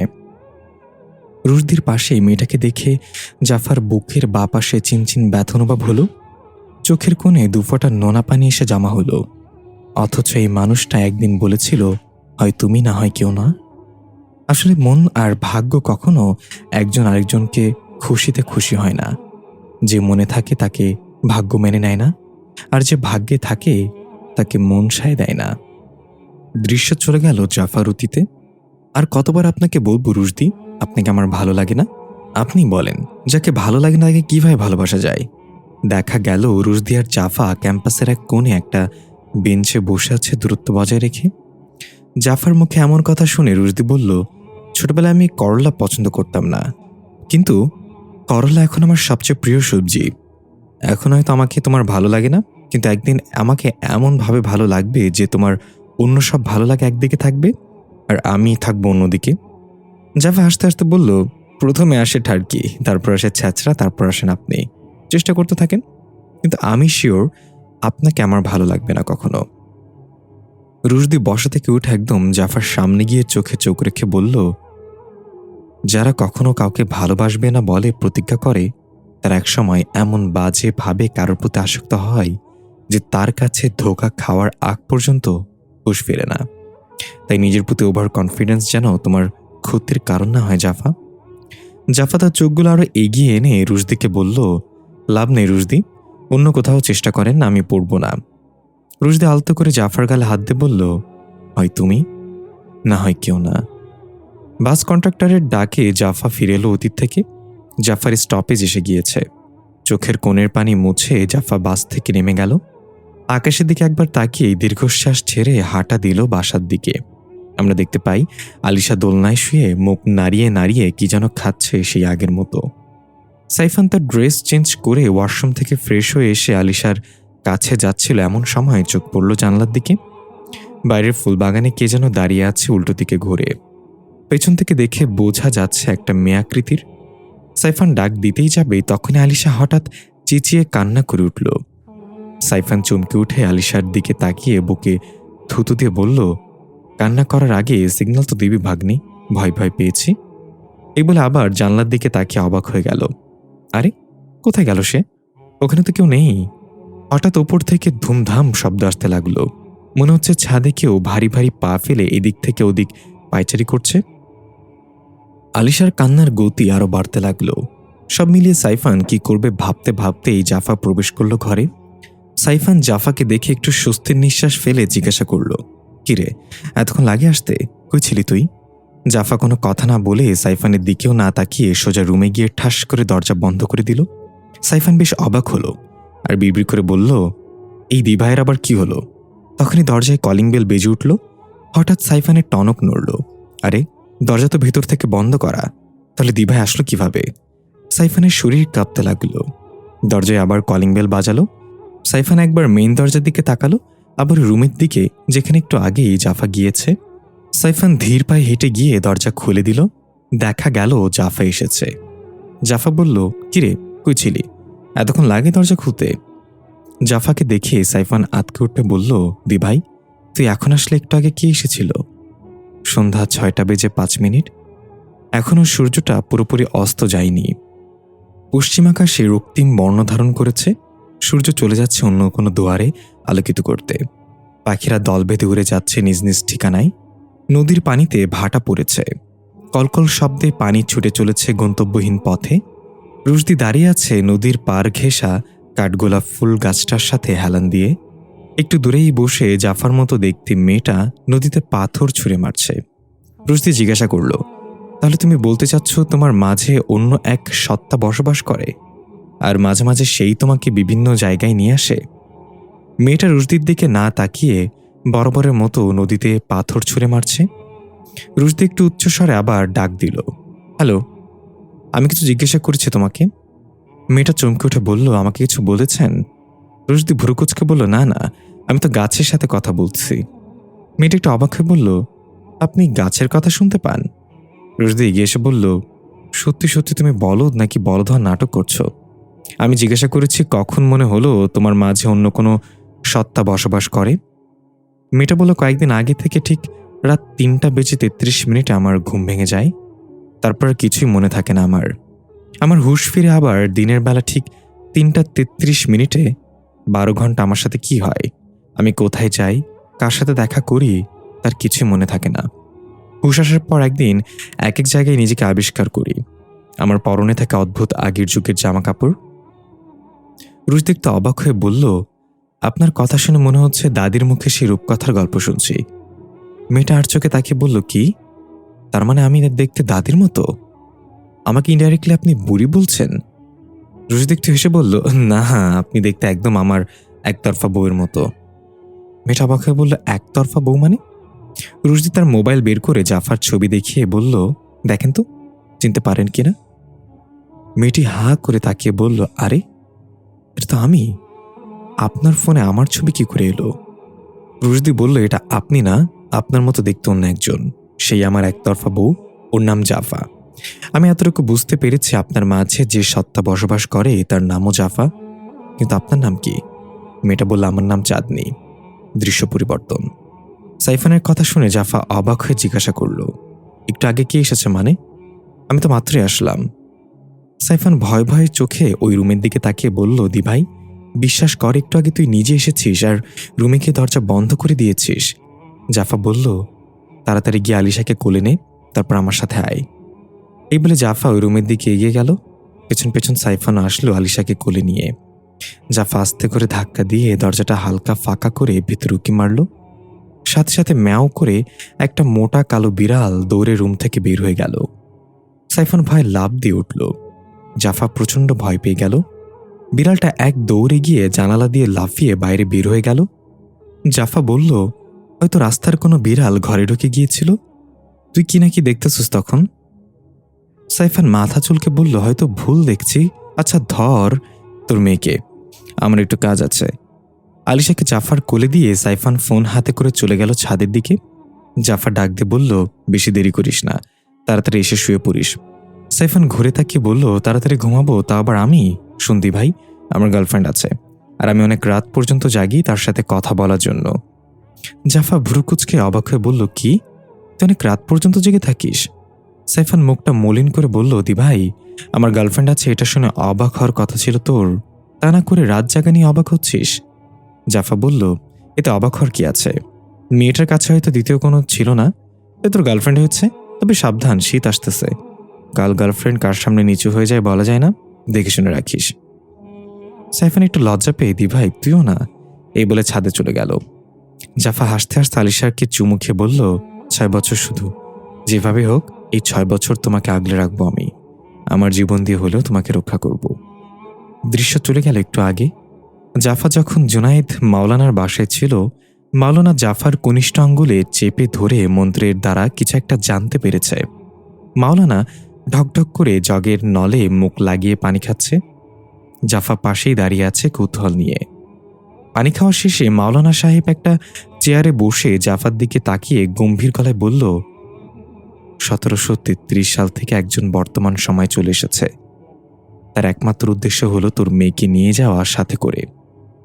জাফা অবাক হয়ে জিজ্ঞাসা করল, মানে কি বলছেন এগুলো? প্রায় 300 বছর আগে থেকে কেউ কিভাবে বর্তমানে আসতে পারে? আর কে সে? মাওলানা খুব শান্ত গলায় বলল, সেটা তুই নিজেই। জাফা এবার হকচকে গেল। কি বলবে কিছু বুঝতে পারল না। মাওলানা সাহেব বলল, জানি এটা মেনে নেওয়া বা বিশ্বাস করা তোর জন্য কঠিন, কিন্তু এটাই সত্যি। 1733 সালের তোর ভেরিয়েন্ট বর্তমানের সময় চলে এসেছে। তুই যদি তার আসার আগে আমার কাছে আসতি তাহলে হয়তো তাকে আটকে ফেলতে পারতাম, কিন্তু এখন। জাফা তাড়াহুড়ো করে বলল, এখন কি মাওলানা সাহেব? আর সে আমার মেয়েকে কেন নিতে চায়? মাওলানা সাহেব বলল, সেটা তোকেই খুঁজে বের করতে হবে বেটি। আগামীকাল আসিস, আমি সব ব্যবস্থা করে রাখবো। তোর আত্মাকে 1733 সালে পাঠাবো আমি। তাকে আটকাইতে হলে সবার আগে তার পরিচয় এবং তার উদ্দেশ্য খুঁজে বের করতে হবে। তুই এটা করবি। দৃশ্য বর্তমানে ফিরে এলো। জাফা এসব ভাবতে ভাবতে আলিশাকে কোলে নিয়ে চুলোয় গরম পানি বসালো চা বানানোর জন্য। আমরা দেখতে পাই জাফার পেছনে একটা মেয়ে আকৃতি দাঁড়িয়ে আছে।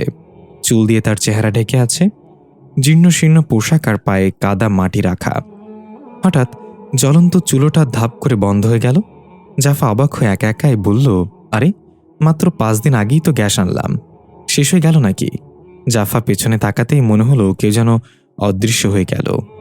কেউ তো ছিল এখানে। মনের ভুল ভেবে কিচেন থেকে বের হয়ে আলিশাকে দোলনায় রেখে বলল, একটু খেয়ালা করো আম্মু, আমি একটু দেখে আসি গ্যাস শেষ হয়ে গেল কিনা। এই বলে জাফা আবার কিচেনে গিয়ে সে গ্যাস সিলিন্ডার নাড়িয়ে চেক করলো। আরে গ্যাস তো আছে, তাহলে চুলো বন্ধ হয়ে গেল কেন? কয়েকবার ট্রাই করলো, কিন্তু কিছুতেই চুলো জ্বলছে না। হঠাৎ শব্দ পেল আলিশা খিলখিল করে হাসছে। জাফা একটু উকি দিয়ে তাকিয়ে দেখল সাইফান আলিশার সাথে খেলা করছে হেসে হেসে। জাফা ডাক দিল, সাইফান এখানে এসে একটু দেখতো চুলাটার কি হলো। সাইফানের তরফ থেকে কোনো সারা শব্দ এলো না। সে এক মনে আলিশার সাথে খেলা করছে। জাফা ওই দিক থেকে চোখ সরিয়ে চুলাতে জ্বালাতে জ্বালাতে একটু জোরে ডাক দিল, এই সাইফান দেখ না একটু এসে। কিচেনের দরজা খোলা থাকায় জাফার কণ্ঠ ছাদ থেকেও শোনা গেল। ছাদের থেকে সাইফানের কণ্ঠ, দি ভাই আমাকে ডেকেছিস? জাফার হাত চুলো সুইচে আটকে গেল। চোখ বড় করে ভয়ার্ত দৃষ্টিতে তাকিয়ে বলল, সাইফানের কণ্ঠটা ছাদের দিক থেকে এলো মনে হচ্ছে।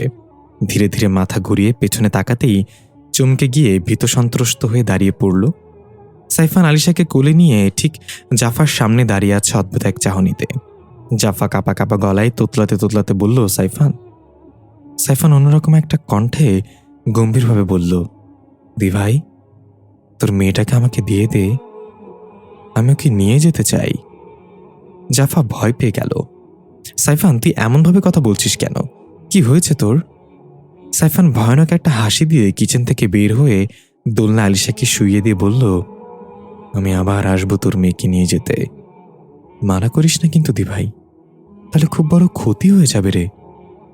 এই বলে আস্তে করে জাফার চোখের সামনে অদৃশ্য হয়ে গেল সাইফান। সাথে সাথে চুলোটাও ধাপ করে জ্বলে উঠল। জাফা যেন নিজের চোখকে বিশ্বাস করতে পারছে না, জোরে চিৎকার করে ডাক দিল সাইফানকে। সাইফান দৌড়ে তাড়াতাড়ি করে ছাদ থেকে নেমে এলো। কি হয়েছে দি ভাই, তো কেমন লাগছে কেন? দৃশ্য পরিবর্তন। রুশদি চাঁদনি নামের ওই মেয়েটাকে নিজের সাথে করে বাসায় নিয়ে এসেছে। বাড়ির মেইন গেটে বড় বড় অক্ষরে লেখা জাফা ভিলা। রুশদির বিশাল বড় বাংলো দেখে চাঁদনি হাঁ করে এদিক ওদিক তাকিয়ে সবকিছু দেখছে। কত সুন্দর করে সাজানো চারদিক, লাইটিং আর সাদা রঙের দেয়ালগুলো চকচক করছে। সিঁড়ির উপরে জাফার চেহারা বিশিষ্ট বড় একটা পোর্ট্রেট ফ্রেম বাঁধানো। চাঁদনি বলল, আমার ছবি? রুশদি বলল, দেখতে হলে কি একই জিনিস হয়? এটা আমার একতরফা বউ জাফার চিত্রিকা। এটা তো কিছুই না, এমন আরও 3টি বাড়ি আছে আমার। এই বাড়িটা তৈরি করেছিলাম জাফার জন্য। আমার যখন ভীষণ একাকী লাগে তখন আমি এখানে এসে সময় কাটাই। চাঁদনি বলল, একাকিত্ব উপভোগ করতে শিখে গেলে দুনিয়ার কোনো কষ্টই আর মানুষকে ভাঙাতে পারে না। রুশদির মাথায় একটা কথা বেজে উঠল জাফার কণ্ঠে, জানো রুশদি, সহ্য করা মানুষটার যখন ধৈর্য এসে যায় তখন কষ্ট দেওয়ার মানুষটার মূল্য 2 পয়সারও থাকে না। একদিন তুমি খুব একা হয়ে যাবে, তোমার নিজের সত্তাও তোমাকে ছেড়ে দিবে। রুশদিকে অন্য মানুষকে দেখে চাঁদনি বলল, hello, are you okay? Rushdi হেসে বলল, হ্যাঁ ঠিক আছে। আচ্ছা শোনো, তুমি রুমটায় থাকবে, আমি ড্রয়িং রুমে থাকবো। তোমার কথা অনুযায়ী রাত 3:33 তুমি বদলে যাও। আমি দেখবো আজ তোমার মাঝে থাকা ওই সত্তাটাকে। চাঁদনি বলল, ঠিক আছে, কিন্তু আমি আপনাকে কিভাবে বিশ্বাস করব? আপনি যদি আমার একাকিত্বের সুযোগ নেন ঘুমের মাঝে? রুশদি ভুরু কুঁচকে বলল, তবা তবা, তুমি দরজা বন্ধ করে ঘুম এসো এত ভয় করলে। চাঁদনি বলল, বাড়িটা যেহেতু আপনার, তাহলে অবশ্যই সব রুমের ডুপ্লিকেট চাবি আপনার কাছে আছে। দেখা যাবে রাতে ঘুমের মাঝে রুমে এসে। রুশদি তাড়াতাড়ি থামিয়ে দিয়ে বলল, থাম বোন থাম, তুই জেগে থাক সারা রাত, আমি ঘুমালাম। চাঁদনি একটু মুচকি এসে বলল, না না, আমি ঘুমোতে যাচ্ছি। খবরদার আমার রুমের দরজা এসে খুলে চুপি চুপি আমাকে জড়িয়ে ধরে শুয়ে পড়বেন না, কোলবালিশ ভেবে। এই বলে চাঁদনি চলে গেল। রুশদি বলদের মতো দাঁড়িয়ে মাথা চুলকে বলল, বুঝলাম না, মেয়েটা সতর্ক করে গেল নাকি সুযোগ দিয়ে গেল? রাত 3:32। রুশদি ড্রয়িং রুমের সোফায় টান হয়ে ঘুমিয়ে আছে। হঠাৎ পুরো বাড়িটা প্রচণ্ড জোরে একটা কম্পন দিল। মনে হচ্ছে ভূমিকম্প হয়েছে। রুশদি ধরফর করে উঠে বসল। ঘুম ঘুম চোখে ঘড়ির দিকে তাকিয়ে দেখল 3:33 বাজে। হঠাৎ মনে হলো চাঁদনির কথা। ঘাড় ঘুরিয়ে রুমের দিকে তাকিয়ে দেখল দরজা খোলা।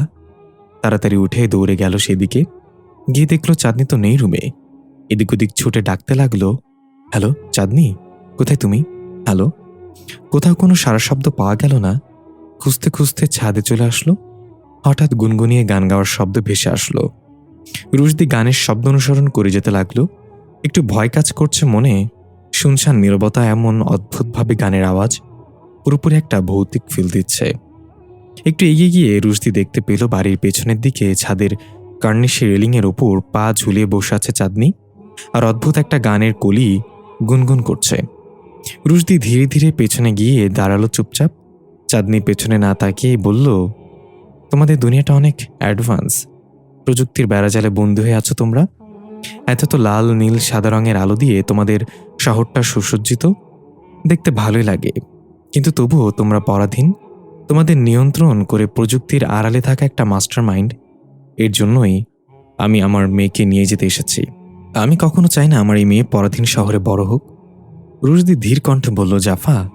মেয়েটা তার ঘাড় না ঘুরিয়েই মাথাটা মটমট করে পুরো ঘুরিয়ে রুশদির দিকে তাকিয়ে ভয়ানক এক হাসিতে বলল, হ্যাঁ আমি জাফা। রুশদি এই দৃশ্য দেখে ধপাস করে বেহুশ হয়ে পড়ে গেল সেখানে। দৃশ্য পরিবর্তন। মাওলানা সাহেব তাহাজ্জুদ পড়ার জন্য উঠেছে। অজু করতে ঘরের সাথেই থাকা টিউবওয়েলে এসেছে।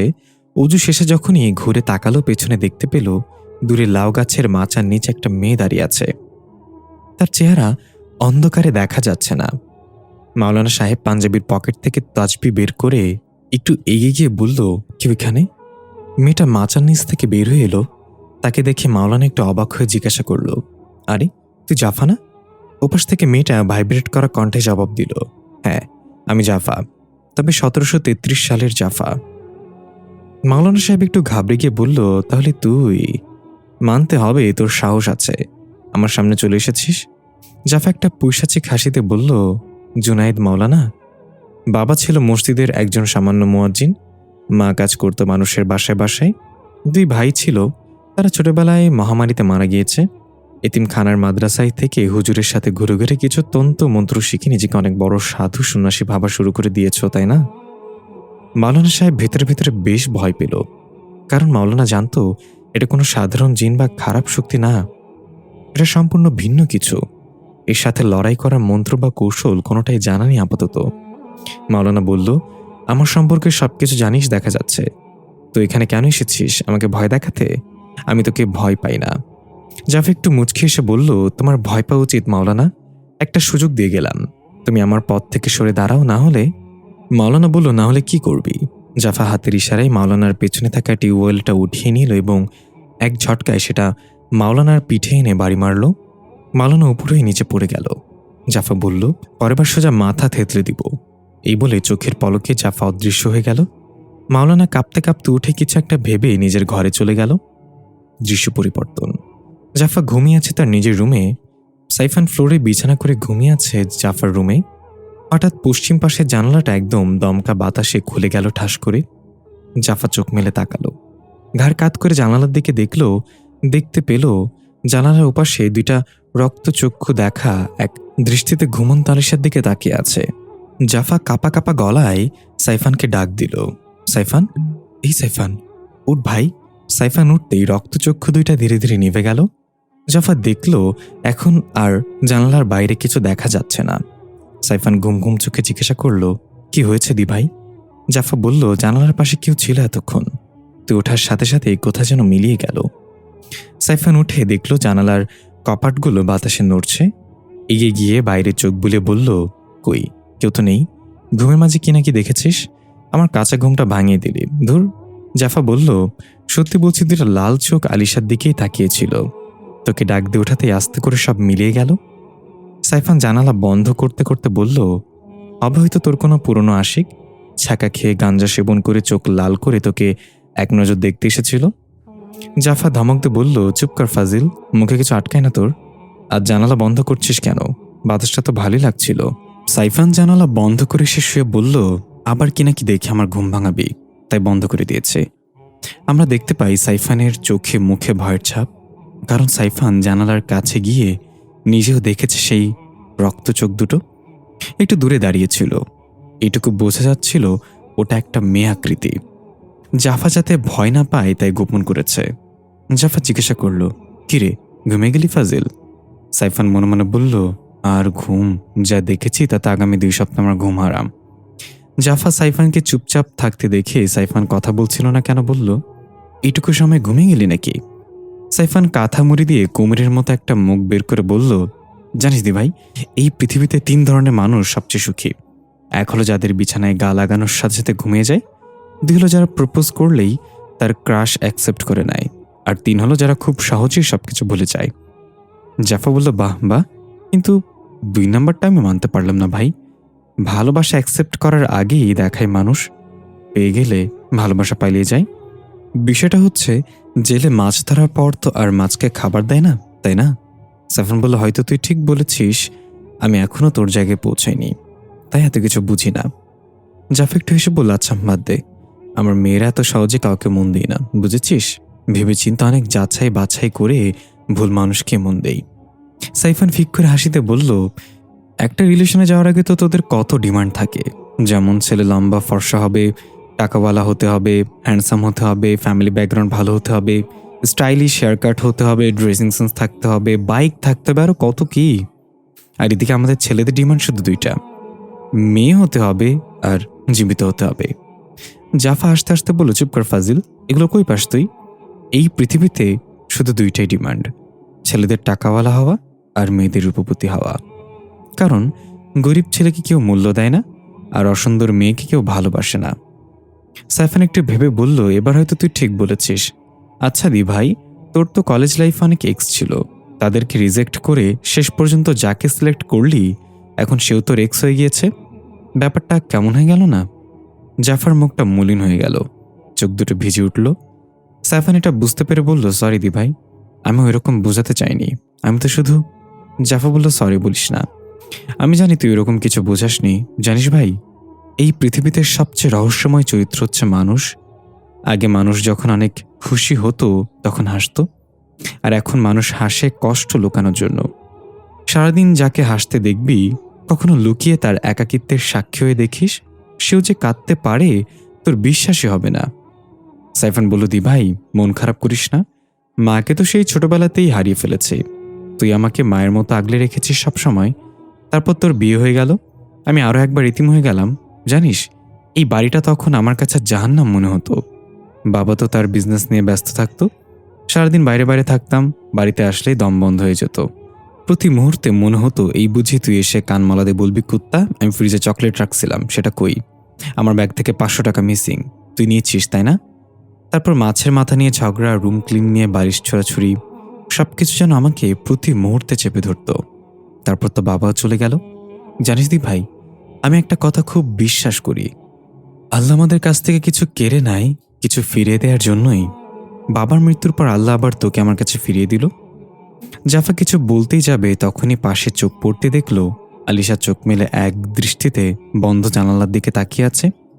জাফা ধীর কণ্ঠে বলল, সাইফান, দেখো তো টাইম কত হয়েছে এখন? সাইফান মোবাইলের স্ক্রিনে তাকিয়ে বলল 3:33। কথাটা বলতেই বন্ধ জানালাটা আবার ধাপ করে খুলে গেল। মনে হলো যেন আলিশা তার চোখের ইশারায় এটা করছে। জানালা খুলতে আলিশা খিলখিল করে হাসা শুরু করে দিল আর হাত বাড়িয়ে দিচ্ছে জানালার দিকে। মনে হচ্ছে আলিশা কারোর কোলে যাওয়ার জন্য অস্থির হয়ে গিয়েছে। জাফা প্রচণ্ড ভয় পেয়ে বলল, সাইফান, আমার হ্যান্ডব্যাগটা ড্রয়িং রুমে রাখা আছে। ব্যাগের ভেতর একটা পুটলির মাঝে নিম পাতা আছে, সেগুলো নিয়ে আয় তাড়াতাড়ি। সাইফানও আর দেরি না করে তাড়াতাড়ি চলে গেল। এদিকে খোলা জানালার কপাট দুটো বাতাসে বাড়ি খেতে লাগলো বারবার। 2 মাস বয়সে আলিশা গড়িয়ে গড়িয়ে বিছানা থেকে নেমে যেতে চাচ্ছে ওই জানালার দিকে যাওয়ার জন্য। জাফা আলিশাকে থাবা দিয়ে ধরে ফেলল। আলিশা চিৎকার করে কান্না করে উঠল আর হাত পা ছড়াছড়ি করতে লাগলো। কিছুতেই জাফার কোলে থাকবে না। জাফা চেষ্টা করতে লাগলো আলিশাকে শান্ত করার। হঠাৎ জানালার দিকে দৃষ্টি পড়তে আবার সেই রক্ত লাল চোখ জোড়া দেখতে পেল। জাফা চিৎকার করে বলল, কে তুমি? আর এমন করছো কেন আমাদের সাথে? ওপাশ থেকে ভারী কণ্ঠে আওয়াজ এলো, আমাকে চিনতে পারোনি? আমি তো তুমি আমি। জাফা এই বলে এক ভয়ঙ্কর হাসি দিয়ে দুটো কালো লোমশ হাত বাড়িয়ে দিল জানালা দিয়ে। জাফা চিৎকার করে সাইফানকে ডাকল। মুহূর্তেই সাইফান সেই পুতলিটা হাতে নিয়ে বলল, দি ভাই, কি করতে হবে এখন? জাফা বলল, সারা নিম পাতা ছড়িয়ে দিয়ে তাড়াতাড়ি। সাইফান পুটলিটা খুলে তার ভেতর থেকে নিম পাতা বের করে সারা ঘরে ছিটে দিতে লাগলো। সাথে সাথে অবয়বটা ভয়ঙ্কর চিৎকার করে অদৃশ্য হয়ে গেল। সাইফান কিছু পাতা ওই জানালা দিয়ে ছুঁড়ে ফেললে বলল, ভূতনিকে, তোর মায়েরে আমি। জাফা ধমক দিয়ে বলল, সাইফান। সাইফান বলল, চুল ধরে পিটাই। আলিশাও নীরব হয়ে গেল সবকিছুর সাথে। সাইফান গিয়ে ঘড়ির দিকে তাকিয়ে দেখল মাত্র 3:34 বাজে। এত কিছু হয়ে গেল মাত্র 1 মিনিটে? এটা কিভাবে সম্ভব? জাফা বলল, জানি না, প্রতি রাতে 3:33 বাজলেই কিছু না কিছু ঘটে আর সময়টা থেমে যায়।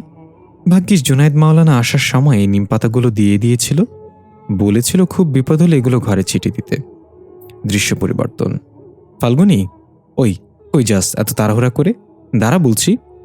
ফাল্গুনি জাফার ডাক শুনে পেছনে তাকিয়ে বলল, দোস্ত, পরে কথা হবে, এক্স-রে করতে যাচ্ছি। জাফা মুখে হাত দিয়ে বলল, আস্তাগফিরুল্লাহ, তোর প্রেজেন্ট বিএফ থাকা সত্ত্বেও এক্স-রে কেন করতে যাচ্ছিস? আমি এখনই তোর বিএফকে বলে দিচ্ছি। ফাল্গুনি কপাল চাপড়াতে চাপড়াতে বলল, বাল, সবসময় উল্টো বুঝোস কেন? আমি হাতে ব্যথা পেয়েছি তাই এক্স-রে করতে যাচ্ছি। জাফা জিব্বায় কামড় দিয়ে বলল, বুঝিয়ে বলবি তো সেটা, হাতে পাইলি কিভাবে? ফাল্গুনি এগিয়ে এসে বলল, এ দেখ, আঙ্গুলগুলো কেমন লাল হয়ে গিয়েছে, মনে হচ্ছে ভেঙে গেছে, তাই এক্স-রে করিয়ে ওষুধ নিয়ে আসছি। জাফা ফাল্গুনির হাত ধরে বলল, সত্যি তো, তোর হাতের অবস্থা খারাপ। কিভাবে হলো এটা? ফাল্গুনি আমতা আমতা করে বলল, আচ্ছা তোকে বলছি, কিন্তু কাউকে বলিস না এটা, পরে আমাকে খ্যাপাবে সবাই। জাফা বলল, বোমা মেরেও তো আমার পেট থেকে কেউ কথা বের করতে পারবে না, তুই নিশ্চিন্ত বল একদম, তোর সিক্রেট মানে আমারও সিক্রেট। ফাল্গুনি বলল, বাবা গতকাল কাঁঠাল কিনে এনেছিল, আজকে কলেজে আসার সময় নিজ হাতে সেটা ভেঙে খেয়ে আসলাম, কিন্তু কলেজের গেটে আসার পর হাত মুষ্টিমেয় করতে বুঝতে পারলাম হাতে কাঁঠালের কষ লেগে আছে। এদিক ওদিক তাকিয়ে কলেজের গেটের চিপায় কষটা মুছতে লাগলাম, তখনই দারোয়ানের বাচ্চা গেটটা খুলে দিল, আমার হাতটা চিপায় পড়ে গেল। জাফা পুরোটা শুনে কোনো মতো হাসি চেপে রেখে বলল, ঠিক আছে, তাড়াতাড়ি ক্লিনিকে যা, আমি তোর সিক্রেটে কোথাও লুকিয়ে রাখতে পারি কিনা দেখি। ফাল্গুনি বলল, বোন, কারো কাছে বলিস না প্লিজ, জানিস তো কলেজের ছোকরাগুলো কেমন ট্রলবাজ, আমাকে চান্দে পাঠায় খ্যাপাবে। জাফা বলল, আরে তুই যা, এইসব নিয়ে একদম চিন্তা করিস না। ফাল্গুনি বলল, পাক্কা তো কাউকে বলবি না? জাফা বলল, বিলকুল পাক্কা, তো এক্স-রে করে আয়। ফাল্গুনি চলে গেলে জাফা চারপাশে তাকে একটা শয়তানি হাসি দিয়ে বিড়বিড় করে বলল, কার কাছে আগে বলবো? কিছুক্ষণ পর ফাল্গুনি হাতে ব্যান্ডেজ নিয়ে কলেজে প্রবেশ করতে দারোয়ান ফোন কানে দিয়ে কাকে যেন বলছে, কাঁঠালের দাম কেমন এখন? আমার 2টা কষ ছাড়া কাঁঠাল লাগবে। ফাল্গুনি আর চোখে তাকিয়ে তেমন পাত্তা না দিয়ে চলে গেল। ভাবলে এমনি হয়তো বলেছে। এক এক করে কলেজের সবার মুখেই কাঁঠাল সম্পর্কে কিছু শোনা যাচ্ছে এবং সেটা ফাল্গুনিকে ইশারা করেই বলা হচ্ছে। ফাল্গুনি তখনও বিষয়টা বুঝতে পারল না। রুশদির বন্ধু রাজীব ফাল্গুনিকে দেখে এগিয়ে এসে বলল, আরে ফাল্গুনি, শুনলাম কাঁঠাল চুরি করতে নাকি গিয়ে হাত ভেঙে গেছে তোমার, আমাকে তো নিয়েও গেলেও না কোথাও পারতে। ফাল্গুনি এবার বুঝতে পারলো এটা জাফার কাজ, পুরো কলেজে ছড়িয়ে দিয়েছে এটা। ফাল্গুনি তেলে বেগুনে জ্বলে উঠে চিৎকার করে বলল, জাফা! পরবর্তী দৃশ্যে দেখা গেল ফাল্গুনী ঝাড়ু নিয়ে জাফাকে তাড়া করছে। জাফা হাসতে হাসতে দৌড়াচ্ছে আর বলছে, আমি তো শুধু একজনের কাছে বলেছি, সে আবার একজনের কাছে বলেছে, সে আবার একজনের কাছে। ফাল্গুনী বলতে লাগলো, শালা, বলেছি সেটা বড় কথা না, তোকে কি আমি কাঁঠাল চুরির কথা বলেছিলাম? মিথ্যে কেন ছড়িয়েছিস? আজকে তোর একদিন তো আমার যে কয়দিন লাগে। জাফা বলল, তোর কাহিনীতে থ্রিল ছিল না, ভালো একটু সাজিয়ে থ্রিল বানিয়ে প্রচার করি। এটা বলতেই দৌড়ের গতিতে সোজা গিয়ে জাফা রুশদির সাথে ধাক্কা লেগে একদম দুজনে একসাথে নিচে পড়ে গেল। রুশদি নিচে পড়েছে, জাফা তার বুকের উপরে।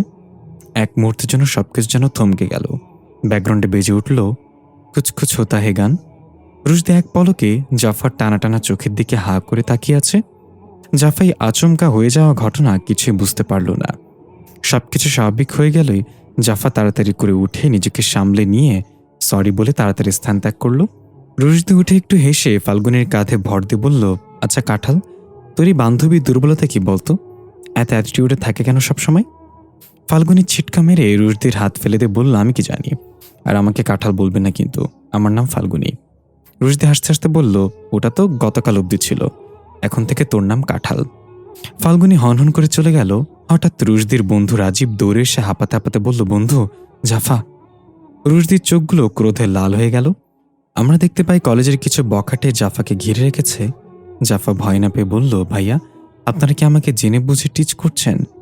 একটা ছেলে সিগারেট টান দিয়ে তার ছেলের হাসিতে বলল, কেন রে, তোকে বাঁচাতে কি প্রধানমন্ত্রী চলে আসবে নাকি? জাফা একটু মুচকে হাসিতে বলল, সে আসলেও তো আপনাদের ভাগ্য ভালো হতো, অন্তত বিনা ক্যালানিতে জেলে নিয়ে যেত।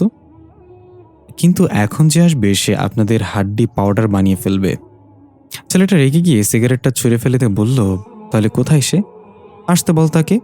জাফা বলল, এটাই তো সমস্যা ভাইয়া, সে কারোর ডাকে আসে না, সে তখনই আসে যখন তার ইচ্ছে হয়।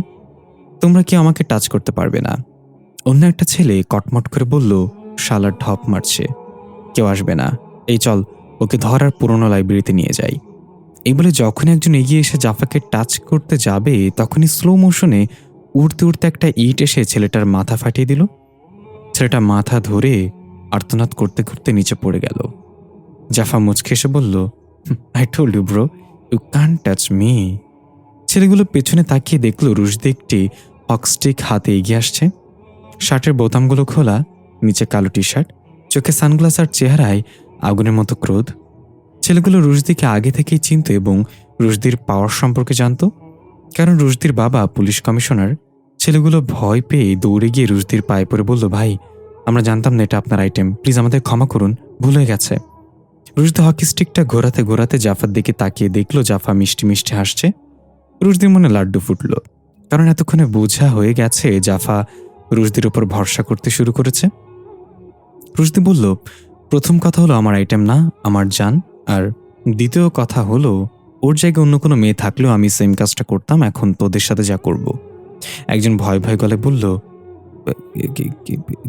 কি করবেন ভাই? রুশদি হকি স্টিক দিয়ে এক একটাকে পিটিয়ে হাড় গোড় ভেঙে দিতে লাগলো। তারা চিৎকার করে বলতে লাগলো, ভাই মাফ করে দেন, আর কোনোদিন কোনো মেয়ের দিকে বাজে নজরে তাকাবো না ভাই।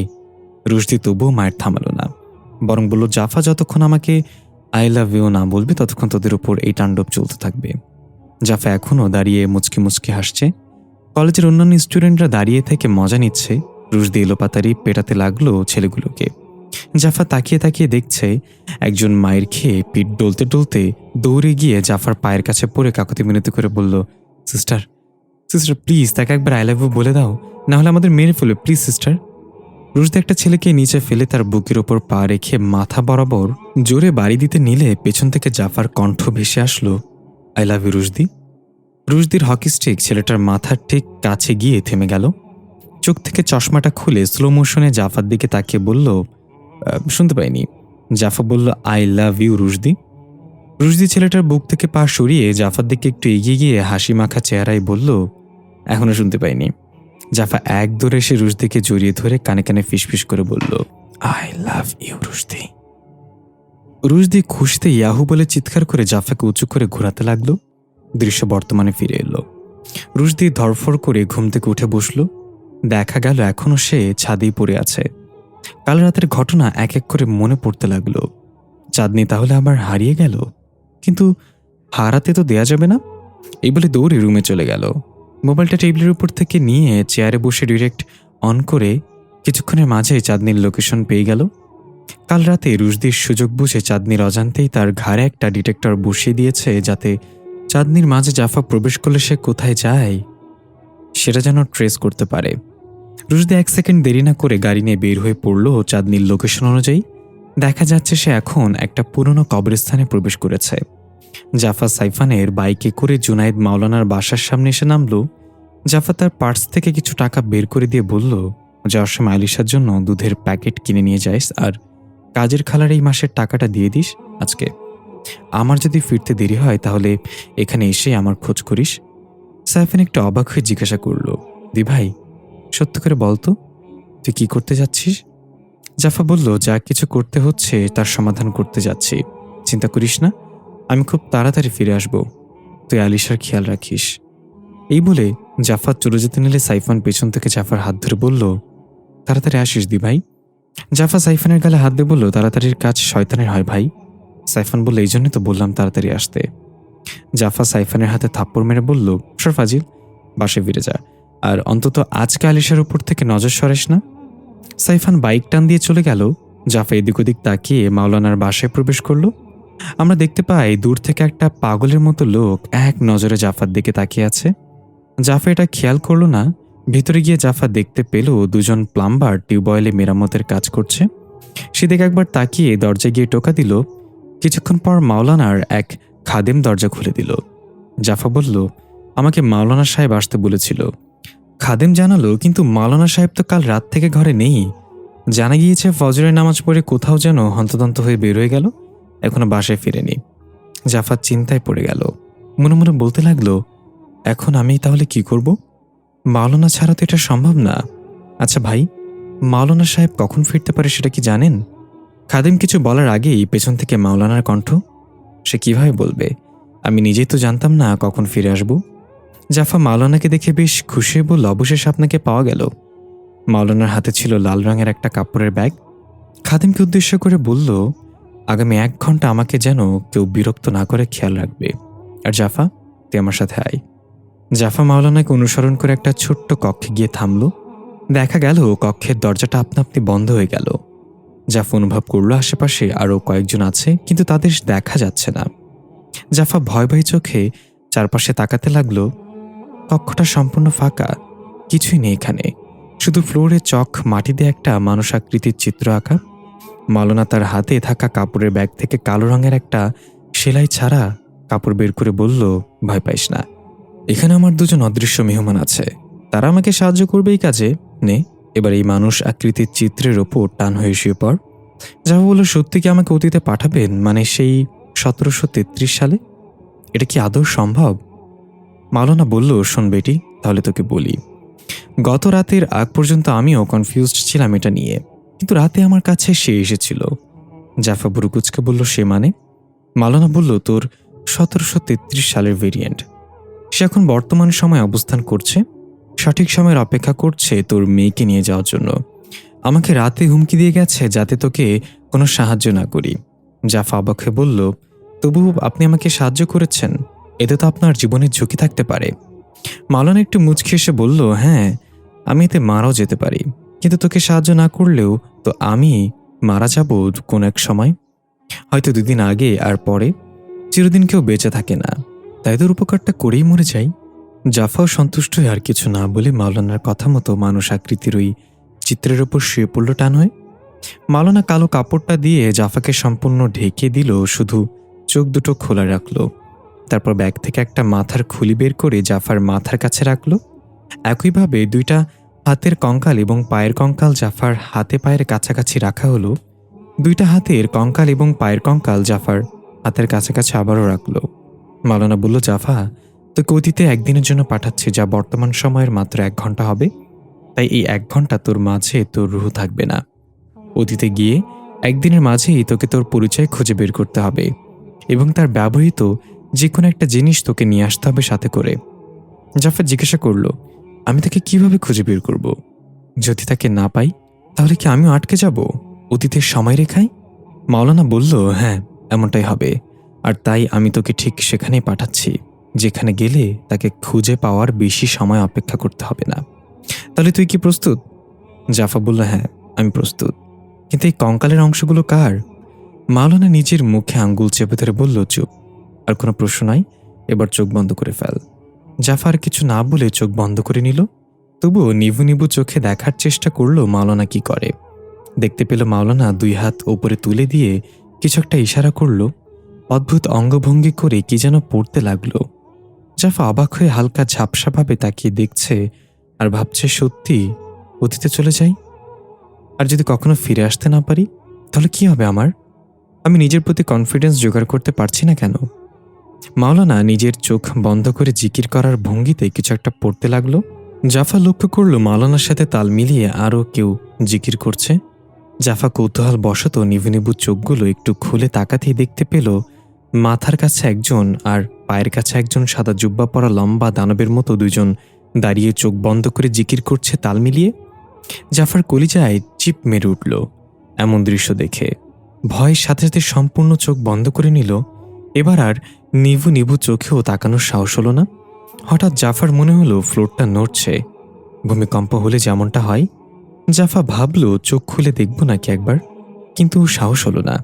এর মাঝেই জাফার কাছে মনে হতে লাগলো হাওয়ায় ভেসে যাচ্ছে কোথাও। মাওলানা জিকিরের আওয়াজ আস্তে আস্তে দূরে চলে যাচ্ছে। মনে হচ্ছে অনেক দূর থেকে জিকিরের শব্দ আসছে।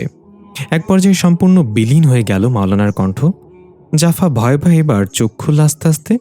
যা দেখল তাতে জাফার হুঁশ উড়ে গেল। ভয়ে চিৎকার করে উঠল, কিন্তু গলা দিয়ে একটা শব্দ বের হলো না। দেখতে পেল আশেপাশে কিছুই দেখা যাচ্ছে না অন্ধকার ছাড়া। এটা নিশ্চিত যে জাফা হাওয়ায় ভেসে চলছে। প্রচণ্ড ঠান্ডায় জমে যাওয়ার অবস্থা। জাফা চোখ বন্ধ করে নিল। এভাবে কতক্ষণ কেটেছে জানা নেই। হঠাৎ ধপাস করে জাফা কোথাও গিয়ে আছড়ে পড়ল। কাঁপতে কাঁপতে চোখ খুলে দেখতে পেল সম্পূর্ণ শুনশান একটা পাথরের রাস্তার মাঝখানে পড়ে আছে। কোনো মতে উঠে চারপাশে তাকালো, ভালো করে কাউকেই দেখা যাচ্ছে না। হঠাৎ ঘোড়ার পায়ের শব্দ শোনা গেল। কেউ ঘোড়া দৌড়িয়ে এদিকে আসছে। জাফা তাড়াতাড়ি রাস্তার একপাশে গিয়ে গাছের আড়ালে লুকিয়ে পড়ল। কিছুক্ষণ পর দেখা গেল রাজ সিপাহীদের মতো পোশাক পরা কিছু সৈন্য একটা মেয়েকে মুখে কালো কাপড় বেঁধে ঘোড়ার সাথে বেঁধে টেনে হিঁচড়ে নিয়ে যাচ্ছে। জাফা আর কিছু না ভেবে তাদেরকে অনুসরণ করে হাঁটা ধরল জোরে জোরে। হাঁটতে হাঁটতে একটা বিশাল জমিদার বাড়ির সামনে গিয়ে থামল। দেখা গেল সেখানে অনেক মানুষের ভিড়, সবাই স্লোগান দিচ্ছে, মেরে ফেলো তাকে, মেরে ফেলো তাকে। জাফা ভিড়ের মাঝে নিজেকে মিশিয়ে ফেলল আর দেখতে লাগলো কি হচ্ছে এখানে। কালো কাপড় দিয়ে মুখ ঢাকা মেয়েটাকে ফাঁসির মঞ্চে নিয়ে দাঁড় করানো হয়েছে। একটু পর একজন রাজকীয় পোশাক পরা জমিদারের আগমন ঘটল সেখানে।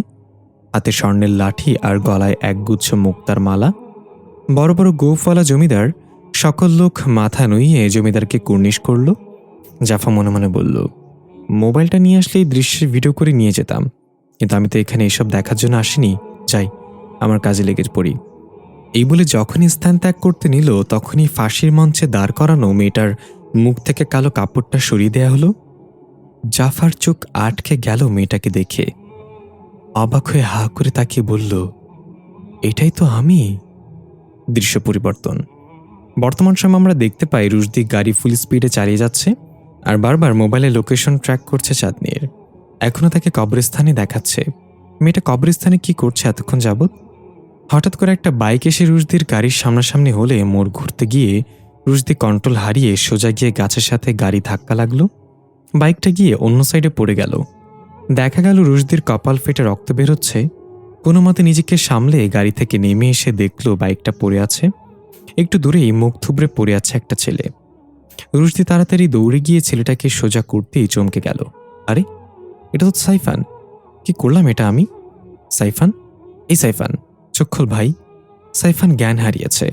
রুশদি তাড়াতাড়ি গিয়ে গাড়ি থেকে পানির বোতলটা এনে সাইফানের মুখ ধুয়ে দিল আর ডাকতে লাগলো, সাইফান, চোখ খুলি। আর এক পর্যায়ে সাইফান ধীরে ধীরে চোখ খুলে তাকালো। রুশদিকে দেখেই নিজেকে তার হাত থেকে সরিয়ে নিতে চাইল। রুশদি বলল, আস্তে, আমার গাড়ির সাথেই ধাক্কা খেতে হলো তোর? বাস ট্রাক দেখে ধাক্কা খাইতি, তাহলে প্ল্যান সাকসেস হতো। সাইফান ধীর গলায় বলল, প্ল্যান? কিসের প্ল্যান?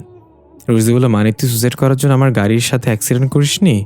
আমি আরো ভাবলাম গাপ্পেনের কাছ থেকে ধোক্কা খেয়ে সুসাইড করতে চাইছিলি। সাইফান ছিটকা মেরে উঠে দাঁড়িয়ে বলল, ধুর নাগরাজ, সবাইকে কি তোর মতো ভাবো নাকি? আর সুইসাইড গতকালকে একবার করেছিলাম, এখন করার মুড নেই।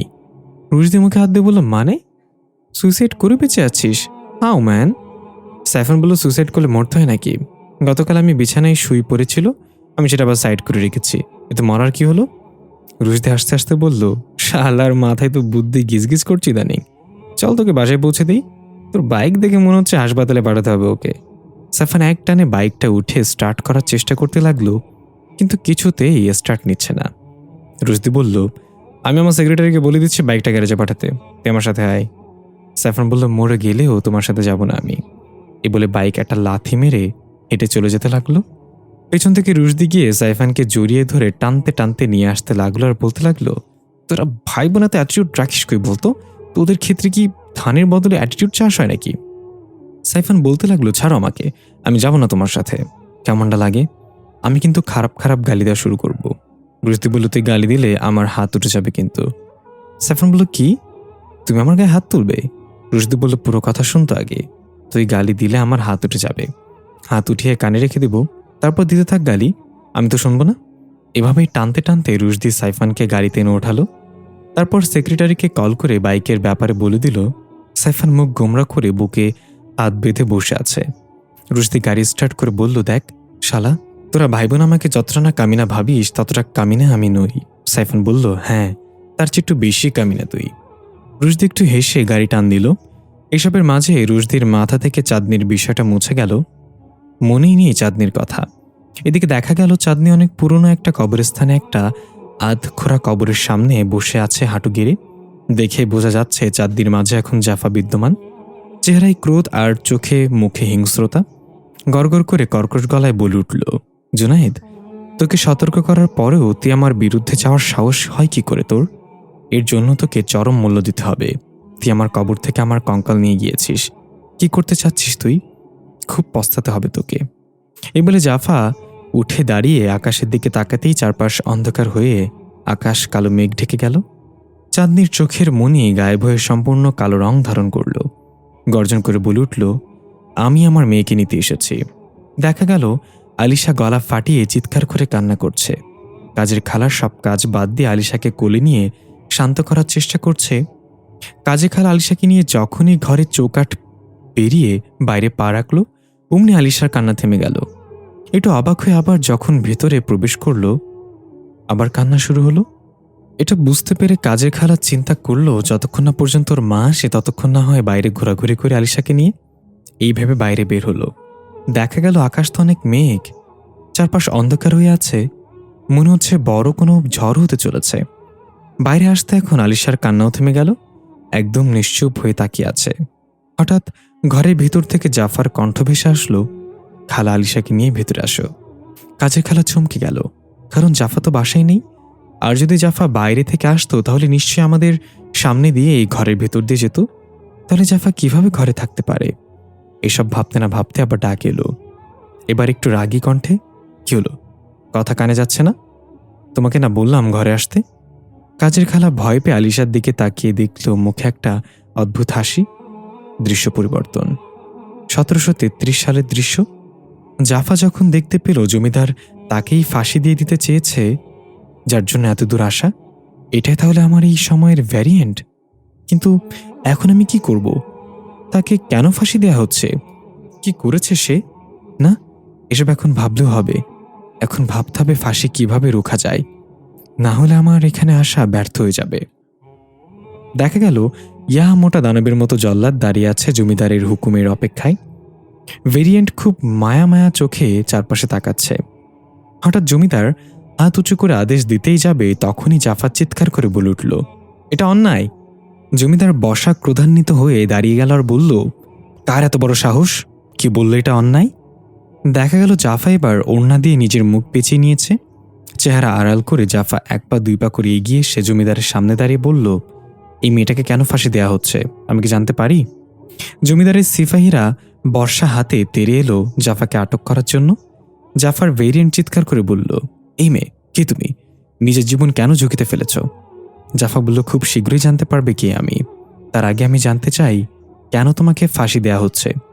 জমিদার বলল, খামোশ বেত্তমিজ মেয়ে, তুই ভুলে যাস না কার সামনে দাঁড়িয়ে কথা বলছিস। সিপাহী, বন্দি করো তাকে, নিক্ষেপ কর অন্ধকার কুয়োর মাঝে। সিপাহীরা এসে জাফাকে ধরে ফেলল। জাফা চিৎকার করে বলল, আমি প্রমাণ করে দিতে পারি ওই মেয়েটা নির্দোষ। আপনি আমাকে ভয় পাচ্ছেন মহামান্য জমিদার? যদি আমার কারণে আপনার রায় বদলাতে হয়, তাই না?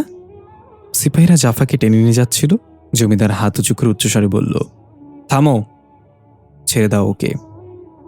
সিপাহীরা জাফাকে ছেড়ে দিলে জাফা নিজের জামার হাতা টানতে টানতে জমিদারের সামনে এসে দাঁড়িয়ে বলল, তাহলে বলুন তার অপরাধ কি? জমিদার জাফার ভেরিয়েন্টের দিকে তাকিয়ে বলল, জীবন বাঁচানোর একটা সুযোগ পেয়েছ, তুমি কি করেছো সেটা সবাইকে বলো। সাথে এই মেয়েটাও যেন জানতে পারে জমিদারের রায় কখনো ভুল হয় না। জাফার ভেরিয়েন্ট মাথা নিচু করে বলা শুরু করল, আমি নিজ হাতে আমার স্বামীকে হত্যা করেছি। জাফা এটা শুনে চোখ বড় বড় করে মনে মনে বলল, হাই হাই, কি ডেঞ্জারাস উইম্যান! নিজের স্বামীকে মেরে ফেলেছে, সেটা আবার কি সুন্দর করে বলছে সবার সামনে। ভুল কেস নিয়ে নিলাম নাকি? জমিদার বলল, কি ব্যাপার চক্রি, শুনি তো সে কি করেছে। আমাদের আইন হত্যার বদলে হত্যা। জাফা মনে মনে বলল, তাকে যে আমাকে বাঁচাতেই হবে, কিন্তু কিভাবে? একটা বুদ্ধি খেলে গেল জাফার মাথায়। জাফা জমিদারকে বলল, ওই মেয়েটা নির্দোষ, কারণ হত্যাটা আমি করেছি। এই কথাটা শুনে সেখানে সবাই উপস্থিত অবাক হয়ে গেল, কানাঘুষা শুরু করে দিল। ভেরিয়েন্ট চিৎকার করে বলল, না জমিদার মশাই, এই মেয়ে মিথ্যা কথা বলছে, আমি হত্যা করেছি। জমিদার রাগান্বিত দৃষ্টিতে তাকিয়ে জাফাকে বলল, কেন শুধু হত্যার দায় নিজের কাঁধে নিয়ে মরতে চাচ্ছিস? জাফা এবার চারপাশে তাকিয়ে নিজের মুখে ওড়না সরিয়ে ফেলে বলল। সবাই হা করে তাকিয়ে রইল। আরে, এটা তো ওই মেয়েটাই। দুই দুই জাফা, এটা কিভাবে সম্ভব? ভেরিয়েন্ট অবাক হয়ে বলল, আমার জানা মতো আমার কোনো যমজ বোন নেই, তাহলে তুমি কে? জমিদার বলল, এই মেয়ে। কে তুমি, সত্যি করে বলো। জাফা তার ভেরিয়েন্টকে চোখ টিপতে বলল, আমি জাফা, আসল হত্যাকারী। আপনার সিপাহীরা ভুল জাফাকে তুলে নিয়ে এসেছে, সে শুধু আমার মতো দেখতেই। ভেরিয়েন্ট বুঝতে পারলো জাফা কি করতে চাচ্ছে, তাই ভেরিয়েন্ট বলতে লাগলো, না, হত্যাটা আমি করেছি, সে মিথ্যে বলছে। জাফা বলল, না, সে মিথ্যে বলছে, আসল জাফা আমি। ভেরিয়েন্ট বলল, না, আসল জাফা আমি। এবং অনেকক্ষণ দুই জাফার মাঝে বাকবিতণ্ডা চলল। জমিদার নিজেও বেকুব হয়ে গেল এমন দৃশ্য দেখে। কি করবে না করবে ভাবতে ভাবতে চেয়ারে বসে সবাইকে চুপ করতে বলল। সবাই চুপ হয়ে গেলে জমিদার ঘোষণা দিল, এই বিচারের রায় আপাতত স্থগিত করা হলো। সন্ধ্যার পরে সভা পরিষদ বসিয়ে যে কোনো একটা সিদ্ধান্তে পৌঁছানো হবে। ততক্ষণ পর্যন্ত এই দুজনকে একই কারাগারে বন্দী করে রাখা হোক। উপস্থিত জনতা সবাই বলতে লাগলো, দুজনকে ফাঁসি দেওয়া হোক, তবুও বিচার যেন এখনই হয়। জমিদার হুঙ্কার দিয়ে বলল, আমার পূর্বপুরুষ কখনো কোনো অন্যায় মেনে নেয়নি। বিচারের ক্ষেত্রে তাদের মূল মন্ত্র ছিল, 100 অপরাধে মুক্ত হয়ে যাক, তবুও যেন একজন নির্দোষ সাজা না পায়। বিচার সন্ধ্যার পরেই হবে এবং আসল অপরাধীকে চিহ্নিত করেই সাজা দেওয়া হবে। জাফা মনে মনে বেশ খুশি হলো। সন্ধ্যার আগেই তো চলে যেতে হবে আমার, সেই পর্যন্ত আমাকে পেলে তো বিচার করবি। এর মাঝে ওই জাফার সাথে খাতির করে সবকিছু বের করতে হবে। দৃশ্য পরিবর্তন, আমরা দেখতে পাই জুনায়েদ মাওলানা ধাপ করে চোখ খুলে ফেলল। জাফার রুহ ছাড়া দেহটা সামনে আছে। অদৃশ্য দুজন মেহমান এখনও জাফার পা আর মাথার কাছে বসে আছে।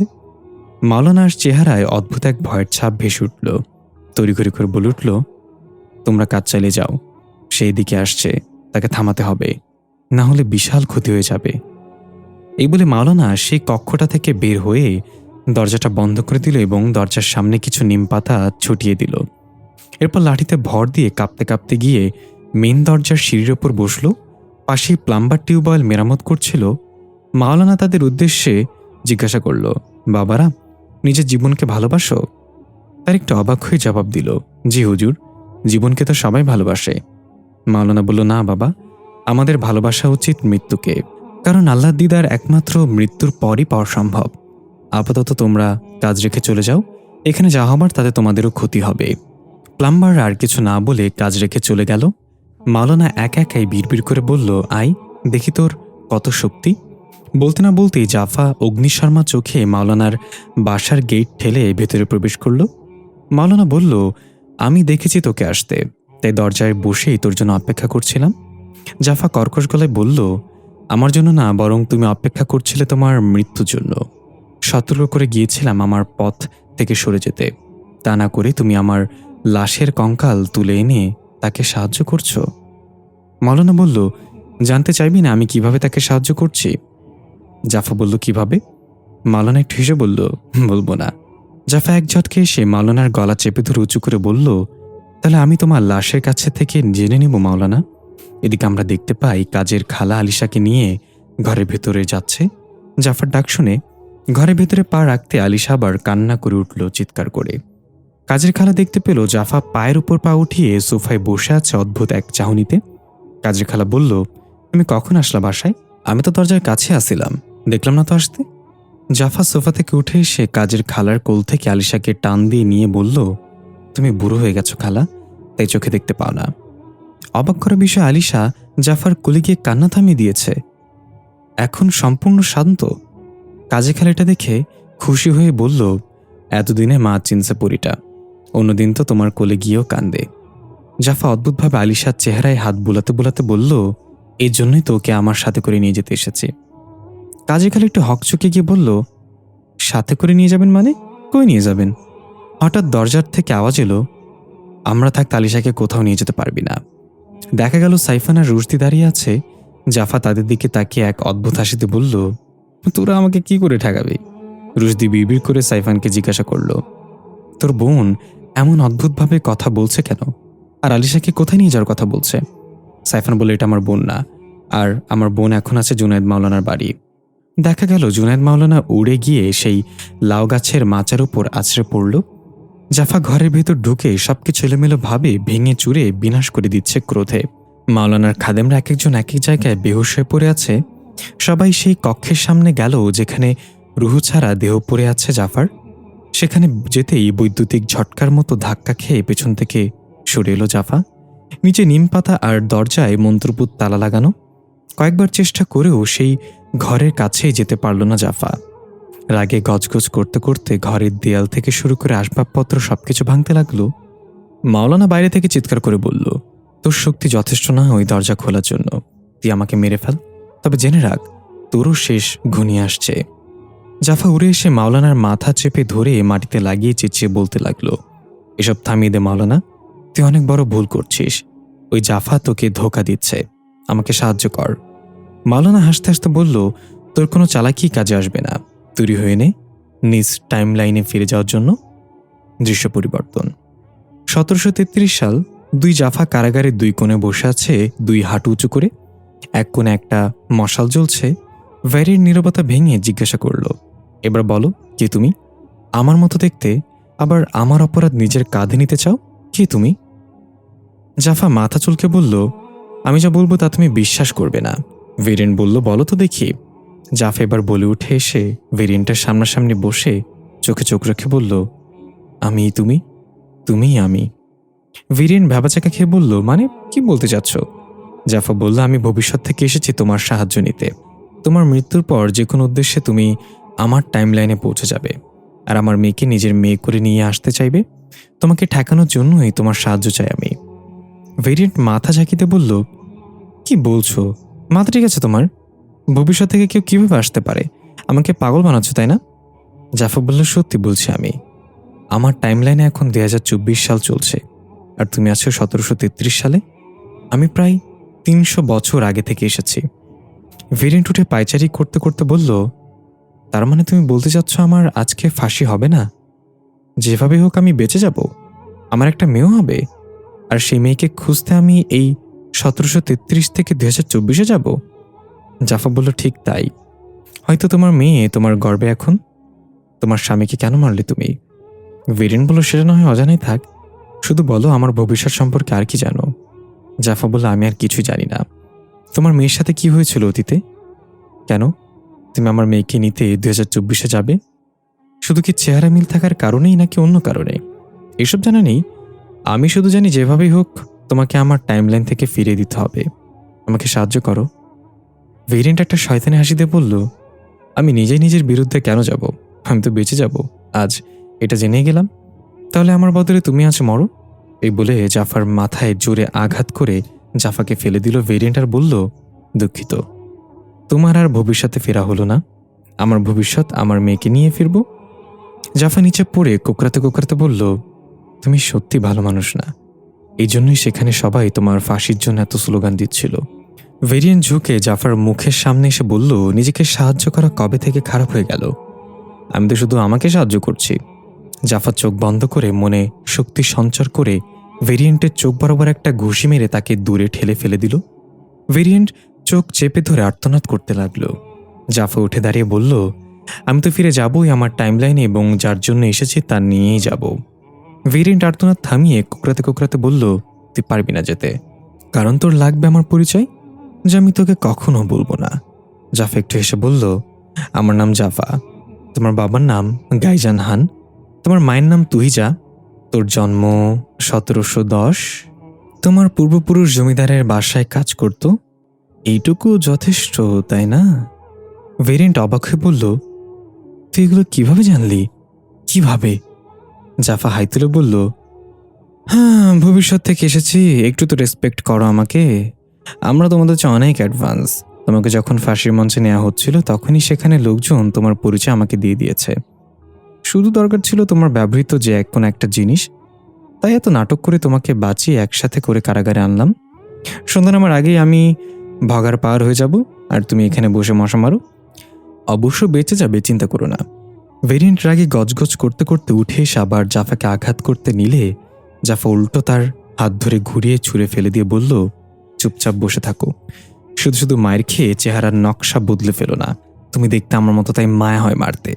ভেরিয়েন্ট আঙ্গুল দিয়ে ঠোঁটে রক্ত পরিষ্কার করে বলল, আমার পরিচয় না হয় খুঁজে নিয়েছিস, কিন্তু আমি তোকে আমার ব্যবহৃত একটা সুতোও দিব না। দেখি কিভাবে নিস। জাফা মুখে হাত দিয়ে হাসিতে বলল, তুমি ভুলে যাও কেন আমি ভবিষ্যৎ থেকে এসেছি পাগলি।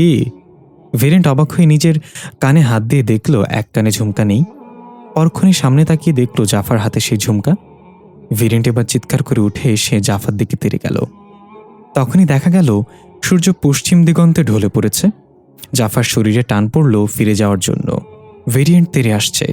জাফা হাত নাড়িয়ে মুচকে এসে বলল, বাই ভেরিয়েন্ট। ভেরিয়েন্ট এসে জাফাকে আঘাত করতে যাবে, ঠুস করে জাফা অদৃশ্য হয়ে গেল। ভেরিয়েন্ট গিয়ে দেয়ালের সাথে বাড়ি খেয়ে চিত হয়ে পড়ে গেল। দৃশ্য পরিবর্তন। মাওলানাকে মেরে রক্তাক্ত করে ফেলেছে জাফা। বারবার বলে যাচ্ছে, দরজাটা খুলে দে মাওলানা, না হলে তোকে জানে মেরে ফেলব। মাওলানা রক্তাক্ত মুখেই মুচকে এসে বলল, আমি তো মৃত্যু হাতে নিয়েই তাকে সাহায্য করতে রাজি হয়েছি, তাড়াতাড়ি মেরে ফেল আমাকে, না হলে পরে সুযোগ পাইবি না। জাফা চোখগুলো আগুনের মতো লাল করে বিকট চিৎকার করে মাওলানার মাথায় পাথর দিয়ে আঘাত করতে যাবে, তখনই জাফা জ্ঞান হারিয়ে পড়ে গেল। দেখা গেল ঘড়িতে সময় বিকেল 3:33। বোঝা গেল চাঁদনির মধ্য থেকে জাফা বের হয়ে গিয়েছে, আবার রাত 3:33 প্রবেশ করবে। মাওলানার অবস্থা গুরুতর, তবু কোনো রকম উঠে তড়িঘড়ি করে ভেতরে গেল। চারপাশে সবকিছু ভাঙচুর পড়ে আছে।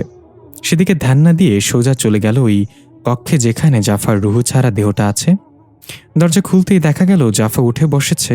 সে অদৃশ্য মেহমানরা নেই। মাওলানার এই অবস্থা দেখে জাফা জিজ্ঞাসা করল, এ কি হচ্ছে আপনার? এই অবস্থা কি করে হলো? মাওলানা বলল, এটা হওয়ারই ছিল। এখন বল, কাজ হয়েছে? তুই কি নিয়ে এসেছিস? জাফা হাতের মুষ্টি খুলে একটা কানের ঝুমকা মাওলানার দিকে এগিয়ে দিয়ে বলল, এটা সহজ ছিল না, তবু আমি করেছি। মাওলানা খুশি হয়ে কানের দুলটা হাতে নিয়ে বলল, সাব্বাস বেটি, আমি জানতাম তুই পারবি। এদিকে আমরা দেখতে পাই সাইফান কিচেনে রক্তাক্ত অবস্থায় পড়ে আছে। রুশদি জানালা ভেঙে বাইরে ঝোপের মাঝে জ্ঞান হারিয়ে আছড়ে পড়ে আছে। কাজের খালার ঘাটটা মটকানো অবস্থায় ফ্লোরে নিথর দেহটা শোয়ানো। ঝাপসাভাবে দেখা যায় জাফা আলিশাকে কোলে নিয়ে ঘর থেকে বের হয়ে যাচ্ছে স্লো মোশনে হেঁটে। চাঁদনিকে অজ্ঞান অবস্থায় তুলে এনে মাওলানার বাসায় খাটে শুইয়ে দেয়া হয়েছে। জাফা দাঁড়িয়ে আছে পাশেই। দুজন বয়স্ক মহিলা চাঁদনির চিকিৎসা করছে। ঘরে ভাঙচুর করার সময় চাঁদনির শরীরেও অনেক আঘাত লেগেছিল। জাফা ঘর থেকে বের হয়ে মাওলানার কাছে গেল।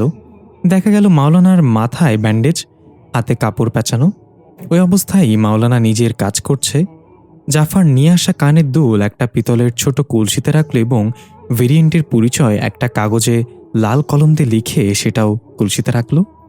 জাফা জিজ্ঞাসা করল, ওই মেয়েটা একদম আমার মতো দেখতে, তাহলে ওর নামও কি জাফা? মাওলানা শান্ত গলায় বলল, না, ওর নাম জাফা না, ও শুধু তোর মতোই দেখতে, আর এর জন্যই তোর অতীতে ভেরিয়েন্ট এই মেয়েটাকে নিজের হোস্ট বানিয়েছে। যতটুকু বুঝলাম তাতে আবার ঠিক রাত 33 সে মেয়েটার মাঝে প্রবেশ করে ফিরে আসবে, আর তখনই সুযোগ বুঝে তাকে তার টাইমলাইনে ফেরাতে হবে আমাদের। জাফা বলল, এসবের মাঝে এই মেয়েটার কোনো ক্ষতি হবে না তো?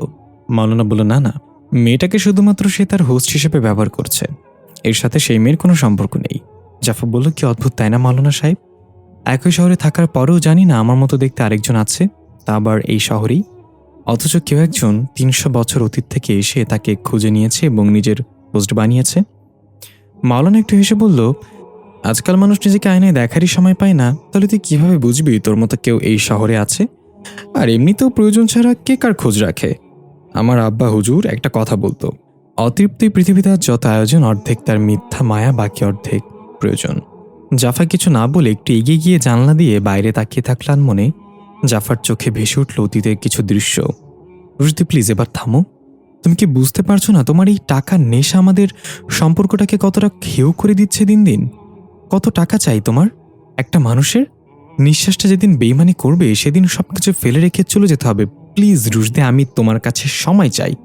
বিয়ের পর থেকে ভালো করে 2টা রাতও আমার সাথে ঘুমাওনি। কত স্বপ্ন নিয়ে তোমার জীবনে এসেছিলাম, আমার আর তোমার স্বপ্নের মাঝে দেয়াল হয়ে দাঁড়িয়েছে তোমার টাকা। এবার থামো দয়া করে। এতক্ষণ রুশদি চুপচাপ বসে সবকিছু শুনছিল। জাফা কান্না মাখা চেহারায় কথাগুলো বলে ফুপিয়ে ফুপিয়ে কাঁদছিল। রুশদি খুব শান্ত গলায় বলল, তাহলে তুমি চাও আমি আমার কাজকাম বাদ দিয়ে শুধু তোমার সাথেই পড়ে থাকি, সারাদিন তোমাকে সময় দিই? জাফা কিছু বলল না। রুশদি জাফার কাছে গিয়ে একটু রুডভাবে বলল, জানো তোমাদের মেয়েদের সবচেয়ে বড় সমস্যা কি? তোমরা গরিব স্বামীর কাছে টাকা চাও আর বড়লোক স্বামীর কাছে সময় চাও। একটা কথা কান খুলে শোনো জাফা, ওইসব পুতু পুতু প্রেম ভালোবাসা বিয়ের আগেই মানায়। আবেগী না হয়ে বাস্তববাদী হও। আমি একটা কথা মন থেকে বিশ্বাস করি, মানুষ মানুষকে ভালোবাসে না, ভালোবাসে তার টাকাকে। এমনকি আমার বাচ্চাকেও মানুষ আদর করবে তার বাবার টাকা দেখে, গরিবের বাচ্চাকে কেউ আদর করে না। জাফা চোখ লাল করে বলল, আমি আমার কথা বলে দিয়েছি, হয় আমাকে সময় দিবে, না হলে আমাকে ছেড়ে দিবে। আমি এই জাহান্নামে থাকতে চাই না। রুশদি একটু অবাক হলেও নিজেকে সামনে নিয়ে বলল, দেখো জাফা, আমি যা করছি আমাদের জন্যই করছি, আমাদের ভবিষ্যতের জন্যই করছি। প্লিজ বোঝার চেষ্টা করো। জাফা বলল, তুমি যে এই ভবিষ্যতের কথা চিন্তা করছো, হতে পারে সেই ভবিষ্যতে তুমি নেই রুশদি।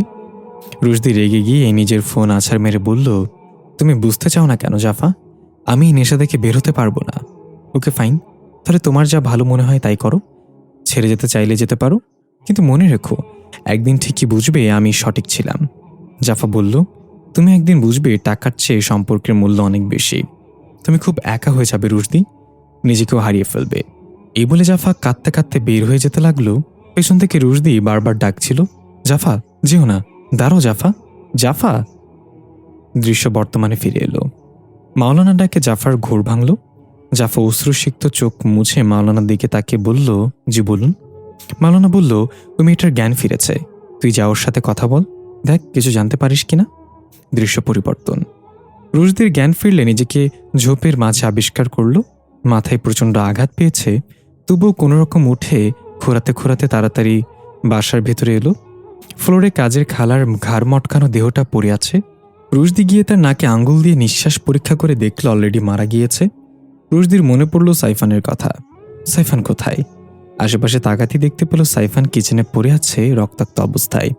দৌড়ে গিয়ে সাইফানের মাথা হাতের তালুতে নিয়ে ডাকতে লাগলো, সাইফান, ওই চোখ খোল, সাইফান প্লিজ উঠ ইয়ার। নাকের নিচে হাত দিয়ে নিঃশ্বাস পরীক্ষা করে দেখল সাইফান এখনও দম নিচ্ছে। দেরি না করে সাইফানকে কাঁধে নিয়ে বের হয়ে গেল বাসা থেকে। গেটের সামনেই গাড়ি ছিল। সাইফানকে পেছনের সিটে শুইয়ে রুশদি তাড়াতাড়ি করে গাড়ি স্টার্ট করে হাসপাতালে রওনা দিল। রুশদির চোখে ভাসতে লাগলো কি হয়েছিল তখন। জাফার মতো দেখতে মেয়েটা আলিশাকে নিয়ে যাওয়ার জন্য উদ্যত্ত হলে সাইফান সবার আগে তাকে বাধা দেয়। সে তার হাতের আঙ্গুলের আংটিটা চাপ দিতেই পুরো ঘরে এক ধরনের বিজলি চমকে উঠল, সাথে তার চোখগুলো লাল আগুনের মতো হয়ে গেল। সাইফান বলল, এই চোখ আমি কাল রাতেও দেখেছি, তাহলে তুমিই ছিলে সে? মেয়েটা বলল, তোমার স্মৃতিশক্তি অনেক প্রখর, তবে মাঝে মাঝে এটা একটু কাজে লাগাও। সামনে থেকে সরে যাও আর আমাকে যেতে দাও, আমি কোনো খুন খারাপ চাই না। রুশদি বলল, তাহলে তুমি কি সেই সত্তা যে চাঁদনির মাঝে প্রবেশ করে প্রতিদিন 3:33? মেয়েটা একটু হেসে বলল, আমার কারোর মাঝে প্রবেশ করতে হয় না, আমি জীবিত, হোস্ট দরকার হয় মৃতদের। সাইফান বলল, ফালতু কথা রাখো, আগে আলিশাকে আমার কাছে দাও, তারপর কথা বলো। এই বলে সাইফান এগিয়ে গেল আলিশাকে আনতে। যখন আলিশাকে স্পর্শ করতে যাবে তার আগেই মেয়েটা সাইফানকে ধাক্কা দিয়ে বলল, দূরে থাকো আমার মেয়ের থেকে। সাইফান এক ধাক্কায় কয়েকটি পুলটি খেয়ে পেছনে থাকা রুশদিকে নিয়ে দরজা ভেঙে বাইরে গিয়ে পড়ল। এটা দেখে কাজের খালা ভয় পেয়ে এক কোণে লুকিয়ে পড়ল। ঘরের বাইরে থেকে দুজন উঠে দাঁড়ালো। রুশদি বলল, আমাদের পালানো উচিত এখান থেকে, সে সাধারণ কেউ না। সাইফান বলল, পালাতে হলে তুমি পালাও, আমি আমার ভাগ্নিকে এভাবে নিয়ে যেতে দিব না। এই বলে সাইফান এগিয়ে গেল আলিশাকে আনতে। যখনই আলিশাকে স্পর্শ করতে যাবে তার আগেই মেয়েটা সাইফানকে ধাক্কা দিয়ে বলল, দূরে থাকো আমার মেয়ের থেকে। সাইফান এক ধাক্কায় কয়েকটি পোল্টি খেয়ে পেছনে থাকা রুশদিকে নিয়ে দরজা ভেঙে বাইরে গিয়ে পড়ল। এটা দেখে কাজের খালা ভয় পেয়ে এক কোণে লুটিয়ে পড়ল। ঘরের বাইরে থেকে দুজন উঠে দাঁড়ালো। রুশদি বলল, আমাদের পালানো উচিত এখান থেকে, সে সাধারণ কেউ না। সাইফান বলল, পালাতে হলে তুমি পালাও, আমি আমার ভাগ্নিকে এভাবে নিয়ে যেতে দেব না। এই বলে সাইফান আবার ঘরের ভিতর গিয়ে বলল, আমি জানি না তুমি কে, দয়া করে আলিশাকে ছেড়ে দাও, আমার বোন আলিশাকে ছাড়া মরে যাবে। মেয়েটা অদৃশ্য টানে সাইফানকে নিজের হাতের মুঠোয় নিয়ে নিল। গলা চেপে ধরে কর্কশ কণ্ঠে বলল, আমি তোমার বোনের মেয়েকে নিচ্ছি না, আমি তো আমার মেয়েকে নিয়ে যাচ্ছি। সাইফান ছটফট করতে লাগলো তার হাতের চাপে। হঠাৎ পেছন থেকে রুশদি এসে কাঠের চেয়ার দিয়ে মেয়েটার পিঠে বাড়ি দিল। মেয়েটার কিছুই হলো না। সাইফানকে ছুঁড়ে ফেলে দিয়ে রুশদিকে এক লাথি দিয়ে জানালা ভেঙে বাইরে ফেলে দিল। তারপর এক লাফে গিয়ে সাইফানকে একের পর এক আঘাত করতে লাগলো। এটা দেখে লুকিয়ে থাকা কাজের খালা এগিয়ে আসলে মেয়েটা উড়ে গিয়ে কাজের খালার ঘাড় ধরে ঠাস করে মটকে দিল। এরপর আবার সাইফানের দিকে এগিয়ে যেতে লাগলো, কিন্তু কিছু একটা ভেবে থেমে গেল এবং কোলে ঘুমিয়ে থাকা আলিশার মুখে চুমু খেয়ে হাসি মুখে বলল, তাহলে চলো আম্মু, আমাদের যাওয়ার সময় হয়েছে। দৃশ্য পরিবর্তন। জাফা চাঁদনির পাশে বসে আছে। চাঁদনি নিভু নিভু চোখে তাকিয়ে আস্তে করে বলল, আমার সামনে আয়না রাখা হয়েছে কেন? জাফা বলল, আয়না না, আমি আলাদা একজন মানুষ।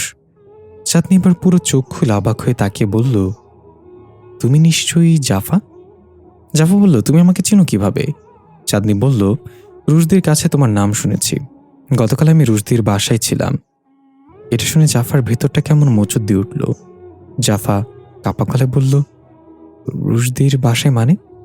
চাঁদনি বলল, আরে তুমি যেটা ভেবেছো ওটা না, রুশদি অনেক ভালো একজন মানুষ। শোনো, তোমাকে একটা সিক্রেট বলি, কাউকে বলবে না। জাফা বলল, কি সিক্রেট? চাঁদনি ফিসফিস করে জাফার কানের কাছে গিয়ে বলল,